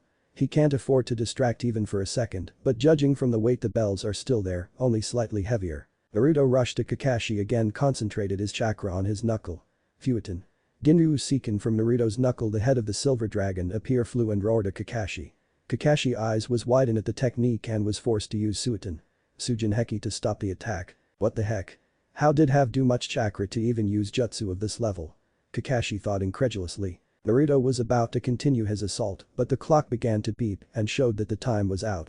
Sasuke and Sakura decided to make themselves know. Kakashi also walked lazily to them and said, I admit you guys have done very well. But still none of you get the bell. Therefore all of you fail this test and will be sending back to the academy. Naruto looked at his other teammates with a smirk and vice versa. Naruto looked at Kakashi with a smirk and said, Are you sure, sensei? I think you should have noticed the simple genjutsu on the bells now, right? At the question Kakashi blinked, then looked back at his bells and saw there was indeed a simple genjutsu were casted. He undid the genjutsu and his widened in surprise. Instead of the bells there were a pair of ball-like rocks there. How? When? Asked Kakashi with wide eyes. Sasuke smirked, put his hands in his pockets and began the explanation. The moment you were blind by the flash seal that activated on my hand upon the contact with the bells. Sakura has replaced them with a pairs of rocks and casted a genjutsu on them. And before you asked, yeah, Sakura was never put in your illusion, that was all an act. Even the way I act, all that was an act to get closer to you to activate the seal. Naruto's last task is to distract you enough so that you won't notice the genjutsu that was casted on the bells. Kakashi was competent stunned at the explanation. Even if they were against Hokage and he will underestimate them, they could get the bells from him. That's just a brilliant plan. So when you put the sunglasses on, it was to prepare for the flash caused by the seal. Am I right? Asked Kakashi lazily. Sasuke closed his eyes and nodded his head with a smirk. That's right. A part of it is to catch you off guard as well. So now that you get the bells, Sakura, who will you give to? Naruto or Sasuke? Asked Kakashi pointing at Sakura lazily. Sakura smirked and said, you won't be able to fool us, sensei. The whole objective of this task is for us to work like a team to get the bells. Which means the bells belong to the team, not a separate individual. Oh? You guys even figure that out, huh? Guess you guys pass with flying colors. But I would like to know one thing. Who was the one that created that plan? Asked Kakashi curiously. Sakura was the one that answered the question with admiration expression on her face. It was all Naruto-kun doings. He is so amazing. I know he is in the academy. But he even managed to trick you, sensei, an elite jounin. That is just unbelievable. Kakashi turned to Naruto and began to thought, as I thought, it was you after all, Naruto. Your genius just didn't know the limit, eh? I can't wait to see you surpass my sensei. If someone could do it in this village, then it is only you. Now that you guys has officially became a shinobi, I should tell you guys something. To be a shinobi is not a joke at all. If you didn't take things seriously from the start, you could lose your life easily, said Kakashi and began to walk to the big stone tablet in front of him. On this big stone were the names of the shinobis that was praised as heroes of Konoha. But they were not any heroes. All of them were given the title of heroes when Kakashi said solemnly and touched the stone with his palm. Sasuke and Sakura also looked at their sensei solemnly. The only one that didn't show any emotion was Naruto. He just listened silently. This is a cenotaph. The names of my friends and teachers are also carved here. Sasuke and Sakura looked at the ground solemnly. While Naruto gripped his fists tightly as he remembered from the memory that all those Uzumakas that had fallen during the Second Shinobi World War didn't have their names carved anywhere. They sacrificed their life for their allies, but they were all forgotten so easily that nobody even know their names. That's why he is gonna correct it all. Correct the mistake that this world has made. Kakashi, who then turned to them and looked seriously. Remember this, you three. The one that breaks the rules is considered trash. But the one that abandoned their comrades are worse than trash. Okay, the test is over. Team 7 passed. We all will start the missions from tomorrow. Dismiss. But that said, Kakashi shunshin away to report to Hokage. Naruto and Sasuke looked at each other smirking and bumped their fists. Sakura also smiling happily. Hokage's office. Since the start of Team 7 test, the Jounins of Team 8 and 10 were present as they has already done their test and also passed their team. Kurenai and Asuma watching carefully to the crystal sphere with Sandaime sitting opposite from them. They saw how Naruto used chakra strings to manipulate shurikens. And then even forced Kakashi to use Kaiten Jutsu. Then they saw the Taijutsu battle with Sasuke. And they all surprised the moment Sasuke touched the bells the flash was emanated that blinded them when looking at the sphere. In the end, they saw that Team 7 had successfully fooled Kakashi and passed the test. Yo, I am here to report the result of the test, Hokage-sama. But I think you already know that, said Kakashi sitting on the edge of the window reading his book. Kakashi, just answer this truthfully. How strong Naruto really is? Asked Asuma seriously. Kurenai also noises her head as she wants to know the answer as well. That, I don't know. I doubt even Hokage-sama knows about all his capacity. The only one that should know him well is Hayate and Itachi, as they were the one that spent time with him the most, answered Kakashi. The way he is thinking is too advanced for his age. Heck, the way he is thinking is even more advanced than even most Jounin. That's just unbelievable, exclaimed Kurenai shaking her head. Naruto-kun has inherited the genius from Minato after all. No, he will be the one that will even surpass one day the legends like that of Uchiha Madara or even Shodai-sama. The problem is he didn't actually has any love to the village. He became a ninja, so that elders and I left him alone. As a Jinchuriki, Naruto-kun could never has a normal life. To be a shinobi is the only way for him, said Hiruzen and blew a clump of smoke as he holds the pipe in his hand. Anyway, we will start the missions from tomorrow. I will take my leave now, Hokage-sama, said Kakashi. When Hiruzen nodded approved, he puffed away. The Uchiha compound. Sasuke has just stepped in his house. He walked to the kitchen and saw his family is already waiting for him. Sasuke went and sat to the table. So did your team pass? Asked Fugaku with stoic face as usual. Sasuke looked at his father, then grinned. We passed with fly colors, Otu-san. The test was supposed to have 66% rate of failure, but Naruto created a plan that managed to pass us easily. Now I am the official genin of Team 7, together with Naruto and a girl named Sakura. Makoto hearing that clapped her hands and smiled widely. Congratulations, Sasuke-kun. I knew I could do it. Itachi also smiled at Sasuke and said. Good job, Atoto. That's my son, said Fugaku and smiled a little. After that they resumed to eat the dinner. When he finished eating, Sasuke decided to go to his room. Suddenly, he heard a knock and said, come in. The person came in and revealed that it was Itachi. Do you want to ask something, Nai-san? Yeah. I just want to know. Did Naruto-kun act strangely these last days? Itachi asked his Odato. Sasuke blinked his eyes in surprise and wonder why Itachi asked such question. No, he still act the same as usual. It's just when on introduction he said some really strange things. Itachi narrows his eyes at that and asks. Saying strange things? What kind of things? Well, he said something about like to watch the leaves burning and then about his dream to correct this twist world. Such nonsense if you ask me, answered Sasuke and shrugged his shoulders. But Itachi just narrows his eyes even more, then turned to Sasuke and said. Atoto, could you continue to observe Naruto-kun for me? Just don't tell him anything. And if something interesting did happen, please tells me right away. Sasuke became even more confused but just nodded his head. Why the heck Itachi began to pay so much attention to Naruto? What did he not know? Sakura's house. Sakura is sitting with her family at the kitchen right now. She continued to talk how amazing Naruto was during the test. And then Naruto-kun began to punch and kick Kakashi-sensei. Then even unleashed some kind of higher rank Futon Jutsu. Kakashi-sensei was forced to use a Suiton Jutsu to defend himself, Sakura retelling her story with stars in her eyes. Mizuki and Kizashi just sighed heavily. They knew that their daughter has a deep crush on the boy after he saved her from bullies 5 years ago. They still worry about the boy, but they could clearly see that he was not the monster like the rumor said. A monster would not help their daughter. Okay, enough, Sakura. We have listened enough about your Naruto-kun for today. Now you should go to your room to rest. Tomorrow will be your first day as genin after all. Oh, and I am proud of you, my daughter, said Mizuki and decided to interrupt her daughter's speech. Sakura blinked at that and said, oh yeah, I should take a rest. I couldn't wait to meet Naruto-kun Tomorrow Kaya. But that she run up to her room.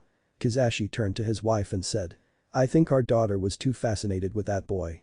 But that's not really bad, Naruto-kun is a very polite and caring boy after all. Mizuki nodded and replied with a laugh, yeah, I think our daughter will fit him best. After all, if Naruto-kun is like his father, then our daughter is perfect for him. I still remember how Kushina-san glared at Minato-sama when he forgot about their anniversary. That was really hilarious. Hisashi joined his wife, laughing too. Time skip 2 weeks later. The past 2 weeks could be described with one word for Team 7, hell. Of course, Naruto knew that they will need to do D-rank missions, but they are so boring that he lottery napping at practically every mission. Sasuke also not pleased with the outcome. Especially, the mission of catching that hellcat by the name of Tora. That bastard of a cat has scratched him on the face at least twice. Thankfully Naruto came and put the sleeping seal on his forehead. Sakura also felt annoyed with all those D-rank missions. Of course with those missions she could admire Naruto-kun every day, but even she began to feel bored from all their missions. Surely, she and her team also trained as well, but it seems Kakashi-sensei focused plainly on teamwork improvement. Still Naruto-kun made her, and Sasuke goes through a certain training to improve.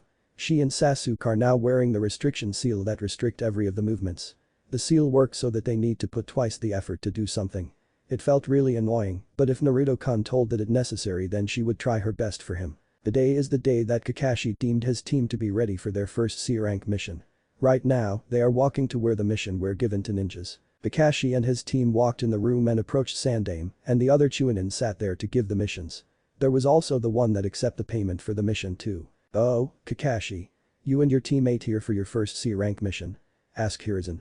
"Hi, Hokage-sama. I think they are ready for their first C-rank mission," answered Kakashi. "Wait a minute. That is still too early. They are only fresh genins out of the academy. They should do some more D-rank missions to gain experience," complained Iruka, that was sitting next to Hiruzen. "Iruka-san, they are no longer your students anymore. Besides you underestimate my team very much. They could handle a B-rank mission easily. Am I right, Naruto?" replied Kakashi and turned his head slightly at Naruto's direction. Naruto closed his eyes and answered. "Kakashi-sensei is right, we are no longer the students of the academy, and since the graduation had become far stronger. A C rank is no problem for us." Iruka was about to continue to argue with him, but Hiruzen put his hand on his shoulder and said for him to calm down. Then he turned to Team 7 and said. "Well, if Kakashi-kun deemed your team ready for a C rank then you will get it." At that all the members of Team 7 eyes glowed in excitement. Finally, after those hellish D-rank missions they could get one proper mission. "So what kind of mission it will be, Hokage-sama?" asked Naruto curiously. "You guys will escort one person to his home. Please, call Tazuna-san," and said Hiruzen and turned to the Chunin to give an order. The Chunin nodded his head and walked to the door to call said person in. The one who walked in the room was an old man with a straw hat on his head. He also seemed to be drunk as he holds the bottle of sake in his hand. He hiccuped up, then looked at the team that's supposed to protect him.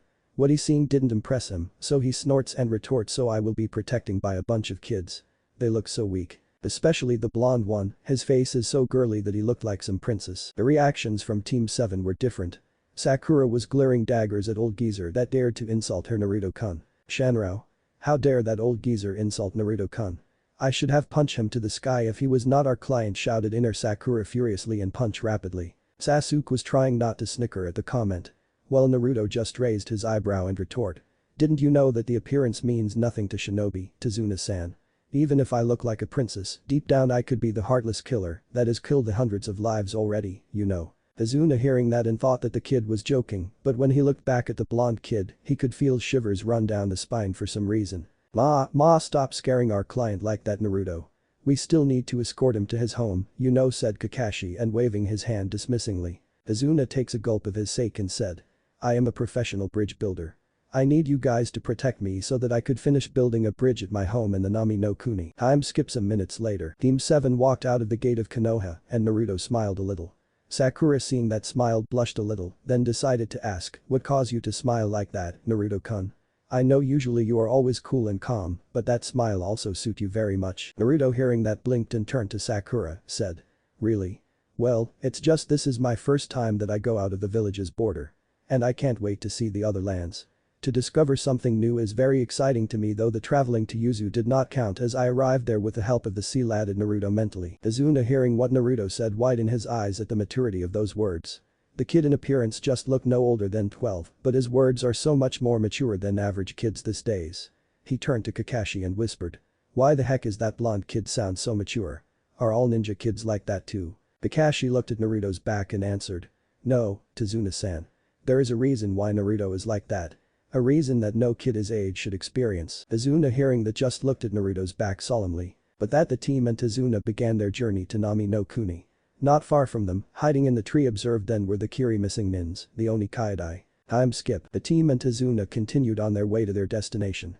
Naruto and Sasuke discussing about the new collaboration jutsu they developed, while Sakura just admired Naruto with a lovesick look. Not that Naruto really minded, he found her obsession with him a bit creepy, but not unpleasant. Naruto is still a growing-up boy after all, and Sakura is quite a looker for her age. Sakura remembered something and decided to ask. Tazuna-san. You ate from Nami no Kuni, right? Tazuna nodded his head at the question, and Sakura continued her question, but turning to Kakashi for her answer. Are there ninja village in that country, Kakashi-sensei? No, there is no ninja village in Nami no Kuni. The shinobi villages existed mainly in the 5 Grand Lands. Hai no Kuni, Kase no Kuni, Tsuchi no Kuni, Kaminari no Kuni and Mizu no Kuni.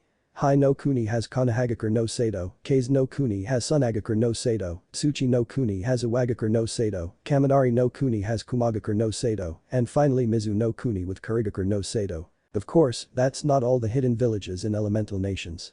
There are still some other hidden villages in miners' countries exist.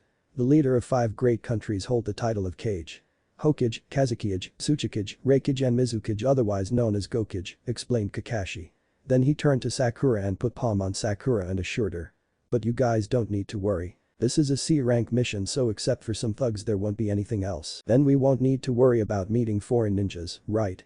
Asked Sakura hopefully. Of course Tazuna answered, but with a nervous sweat dropped, which caused Naruto's eyes to narrow in suspicion. Sasuke turned to Naruto and has a question mark appeared on his head at Naruto's expression. Time skip. The team and Tazuna has passed a certain distance already. It will not be long before they reach Nami no Kuni. The team walked past by a puddle and seemed that they didn't notice anything. Well, technically Sakura didn't notice because all her attention was on Naruto. When they passed a puddle Naruto looked at Sasuke and nodded his head slightly. Sasuke also nodded to show that he understood. At that moment the Oni Kaidai to Hades to act and began to attack the team from behind. They managed to wrap Kakashi with their chain gauntlets. Then they tugged at the chain and said darkly. First one is ready. Kakashi immediately was torn to pieces by that action. Sakura just screamed in horror. While Naruto and Sasuke decided to act. They both run up to the enemies and threw a shuriken that pinned Oni Kaidai gauntlets to the tree behind. That move caused the brothers to be restricted by the chain. Naruto and Sasuke appeared on both of their side respectively and kicked them hard on the face. The brothers were sent back and crashed to the ground. The brothers stood up and retract their chain and began to charge at the direction of Tazuna. Sakura seeing that widened her eyes in fright but still stepped in front of Tazuna to protect him. Sasuke cursed as he won't make it in time. Suddenly Naruto appeared in front of Sakura and double-kicked hard enough at the brothers on the stomach that caused them to fly at a certain distance again. The brothers was about to stand up but they were pressed to the throat with a kunai by the jounin that they thought was dead. Sakura sighed on relief that seeing that their sensei is still alive. Then she looked at Naruto and if possible began to fall in love with him even more. Naruto turned to Sakura and smiled at her and praised.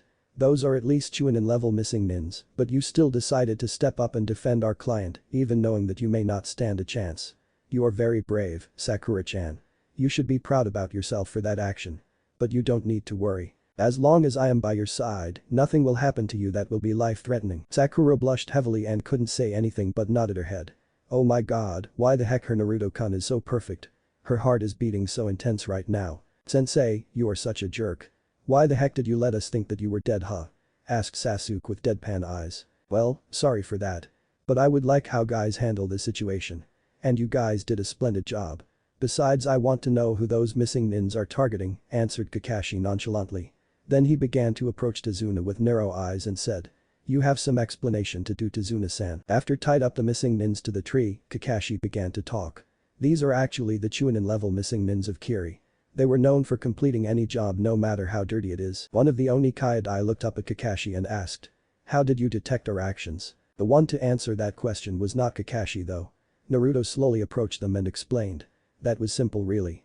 It hasn't rained for the past few days, plus today is sunny. Something like a puddle shouldn't exist. You guys need to get a better cover next time. Tazuna began to sweat nervously when Kakashi slowly turned to him. Tazuna-san you has lied to us about this mission being a C rank, knowing that this mission is far dangerous than that. With this lie you could afford yourself to pay a C rank mission, while in reality it's much higher. The fact that you were targeted by Chunin level ninjas already makes this mission a B rank. But I suspect that those Chuninins are not the one that will come after you. So next time they will send a jounin. That will make this mission A rank. We only promise to protect you from lowly thugs and bandits. But dealing with missing ninjas was not in the agreement with Hokage-sama. Sensei, then clearly this mission is out of our league. Let's return back to Konoha. Sasuke. Naruto-kun.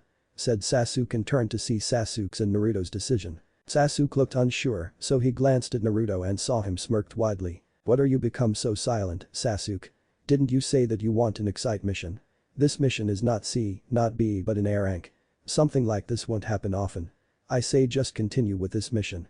We have Kakashi-sensei, the best jounin in the village and of course I believe in the abilities of our team. Besides as long as I'm alive, I won't let the tragedy happen said Naruto, and his speech inspired his teammates really fast. Kakashi just looked at Naruto in amazement. Just a moment ago, Sasuke and Sakura were hesitant. Now I could see the determination burn in their eyes. Naruto Uzumaki, what a guy. Uchiha compound. Uchiha Fugaku was training in his training ground. Suddenly, he felt some presence behind him and turned around to identity. All he saw was a pair of strange Sharingan eyes, which has a shape of three-blade shuriken. That was a pair of Mangekyou Sharingan. And the one that's standing behind him was none other than his eldest son, Uchiha Itachi. He could only manage to see Itachi's face with a pair of Mangekyou Sharingan eyes before he collapsed unconscious. Itachi looked down at the unconscious figure of his father and muttered. Forgive me Otu-san. But I know how stubborn you are and this is the only way for me to find out the truth. Behind him was an ANBU with a lion mask. Itachi turned to him and said. Do it, Shiratori. Shiratori nodded his head then began to dive in Fugaku's mind, bringing Itachi along with him. They found the memory that was the night before the supposed massacre. They saw how Fugaku was trapped in some kind of barrier and saw the talk between Fugaku and that person, which called himself Uzumaki Arashi. There was one comment that caused Itachi to narrow his eyes. Arashi said that he showed his father the future if not do something about the situation. How the heck did it possible? As he knows so far, there was no such jutsu existed. Itachi also noticed that there was a certain amount of chakra was concentrated on Arashi's right eye. Itachi suspected that it may be some kind of dijutsu. Though there was still one fact that didn't make any sense to him. Uchiha and Uzumaki clans never interact with each other. So for what reason did Arashi save his clan? Why he said something such as prevent the tragedy to happen again. Itachi recalled one fact that caused his eyes to widen in realization. In the memory, Arashi also told his father about Sasuke's and his future. Arashi wouldn't have any reason to worry about Sasuke's and his future if he was a stranger. All those facts resulted in that Arashi was Naruto. Itachi was utterly shocked at the revelation. Naruto has saved his clan. Not because he likes Uchiha clan, but because he loves him and Sasuke. Naruto has an unknown dijutsu that could predict the future at 100%, except if change the course of the past. Not only that, he was the one responsible for the ANBU massacre 5 years ago. And he did all that when he was 7 years old. He didn't know what to do now. He is completely in turmoil. On the one hand, Naruto had saved his clan from destruction. On the other hand, Naruto is planning to destroy Konoha.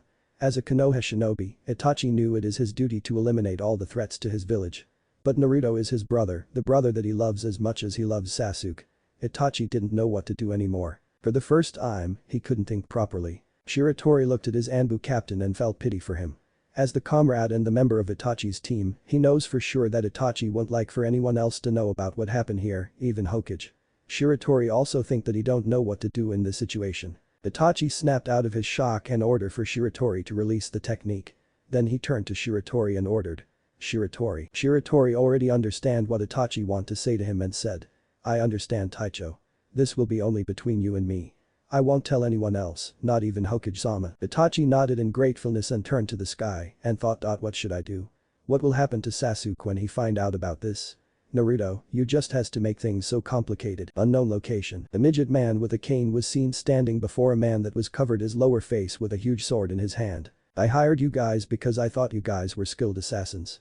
You just waste my money for nothing, complained the midget. The huge man that was sitting on the sofa just answered nonchalantly. Don't worry, I will take the matter in hand personally. Are you sure? If the Oni-Kaidai failed, it seems that they have hired some pretty good ninjas. Asked the midget uncertainly. The huge man narrowed his eyes, then lifted his huge sword and pointed at the midget. That caused the midget to back away a little in fright. To whom do you think you are talking to? I, Mamachi Zabuza, the Kurigakure no Kijin, will take his head off with this Kubikira Boucho. Nami no Kuni. Tazuna and Team 7 are currently sitting in the boat to cross the lake to reach Nami no Kuni. Tazuna's friend has agreed to take them there only because Tazuna had asked for his help and also said that the ninja with him will help to take their country back. Sakura looked around and saw that everything was covered by thick mist. The mist is so thick that I couldn't see anything ahead. Tazuna's friend saw the silhouette of the bridge and said. We are near the bridge. If we move alongside of the bridge, we'll be at Nami no Kuni." As they began to approach the bridge, the team looked up and saw there was a huge bridge ahead of them, though it was still unfinished. Naruto looked at the bridge and said, "Wow, that will be one huge bridge." Kakashi decided to ask Tazuna one question that he should ask before they went in the boat. "Tazuna-san, before the boat reached the pier, I'd like for you to tell me something. The identity of the one who is after you and the reason they are after you. Or we can call this mission off when we get ashore." Team 7 is looking at Tazuna and wait for him to answer Kakashi's question. Tazuna was silent for a while, but sighed heavily and decided to tell them the whole story. "Guess I don't have a choice but to tell you all the whole story. I mean, I'd like for you guys to listen to my story. As you said, this mission is out of your job description. A very terrible man is after my life." "A very terrible man? Who is it?" repeated and asked Kakashi. Yet Tazuna nodded his head and continued, "You should at least heard the name Marine Transportation Billionaire Gato." At that, Kakashi and Naruto eyes widened slightly in surprise. "Gato? From Gato Company?" wondered Kakashi. "One of the richest man alive," stated Naruto with narrow eyes. At hearing that, Sakura turned to Naruto and asked, "You are familiar with him, Naruto-kun?" "I read about him not long ago. He is the Marine Transportation President on the outside. But underground he is a tyrant that uses gangs and ninjas to terrorize some minor lands. He is also selling drugs and women away. A year ago, Hesed his sights on Nami no Kuni," explained Naruto. Tazuna looked surprised, then turned to Naruto and said, "You are really informative, kid." "Yes, all what the blondie said was true. He invaded my country and used violence and wealth as a shield. After that he quickly took over the island sea traffic and transportation. On the island-like country like Nami no Kuni to control the sea means to rule everything in the country. But there is one fact that could ruin his whole plan." Naruto decided to interrupt him that moment. "And that is the bridge that you are trying to finish that will connect to the mainland. Am I right?" Tazuna nodded his head and said, "Yes, this bridge is our only hope to free Nami no Kuni. And Gato is trying his best to not let me finish it, but I don't understand. He is a dangerous man that uses ninjas. So why did you hide that fact when you came to us?" asked Kakashi. "Nami no Kuni is a very poor country. Even the feudal lord doesn't have that much money. That's why we couldn't afford to pay the mission B rank or higher. If you decided to quit the mission, then I will die for sure. And then my cute grandson and my beautiful daughter will hate Konoha for life. But of course it's not your fault," replied Tazuna. Naruto chuckled at Tazuna's reply and said, "You really do have one tricky mind, old man. But I've said that earlier already, even if this mission is S-class I won't back down. So you can relax, I will take you home safely for sure, even if my team decided to turn back. We will continue with this mission. I know that Naruto is very stubborn and I can't let him do the mission alone," said Kakashi after thinking for a long while, then he glanced at the grinning face of Naruto. After they passed the tunnel, they had reached Nami no Kuni. Tazuna's friend helped them reach the shore, then said his goodbye and moved away. "Okay. Now take me to my home safely," ordered Tazuna. Hi, respond Kakashi lazily, and as they began to move ahead in Manju formation. "If they decide to ambush us this time, then they will send Jounin level ninja and not Chunin like before." Yeah, Kakashi thought and sighed heavily. As they are walking, suddenly Naruto felt something and threw a kunai to that direction, scaring everyone behind him shitless.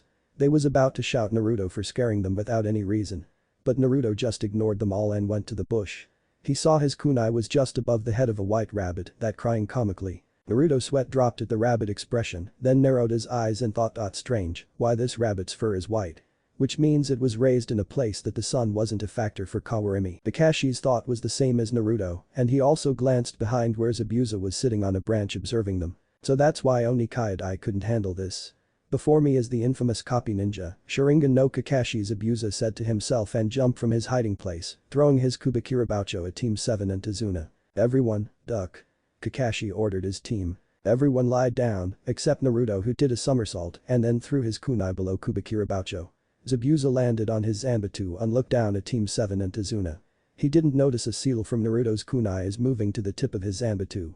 Naruto landed next to his sensei and his team and also looked up at Zabuza. One of the Kiri, no Shinobigatana Nanan-shu.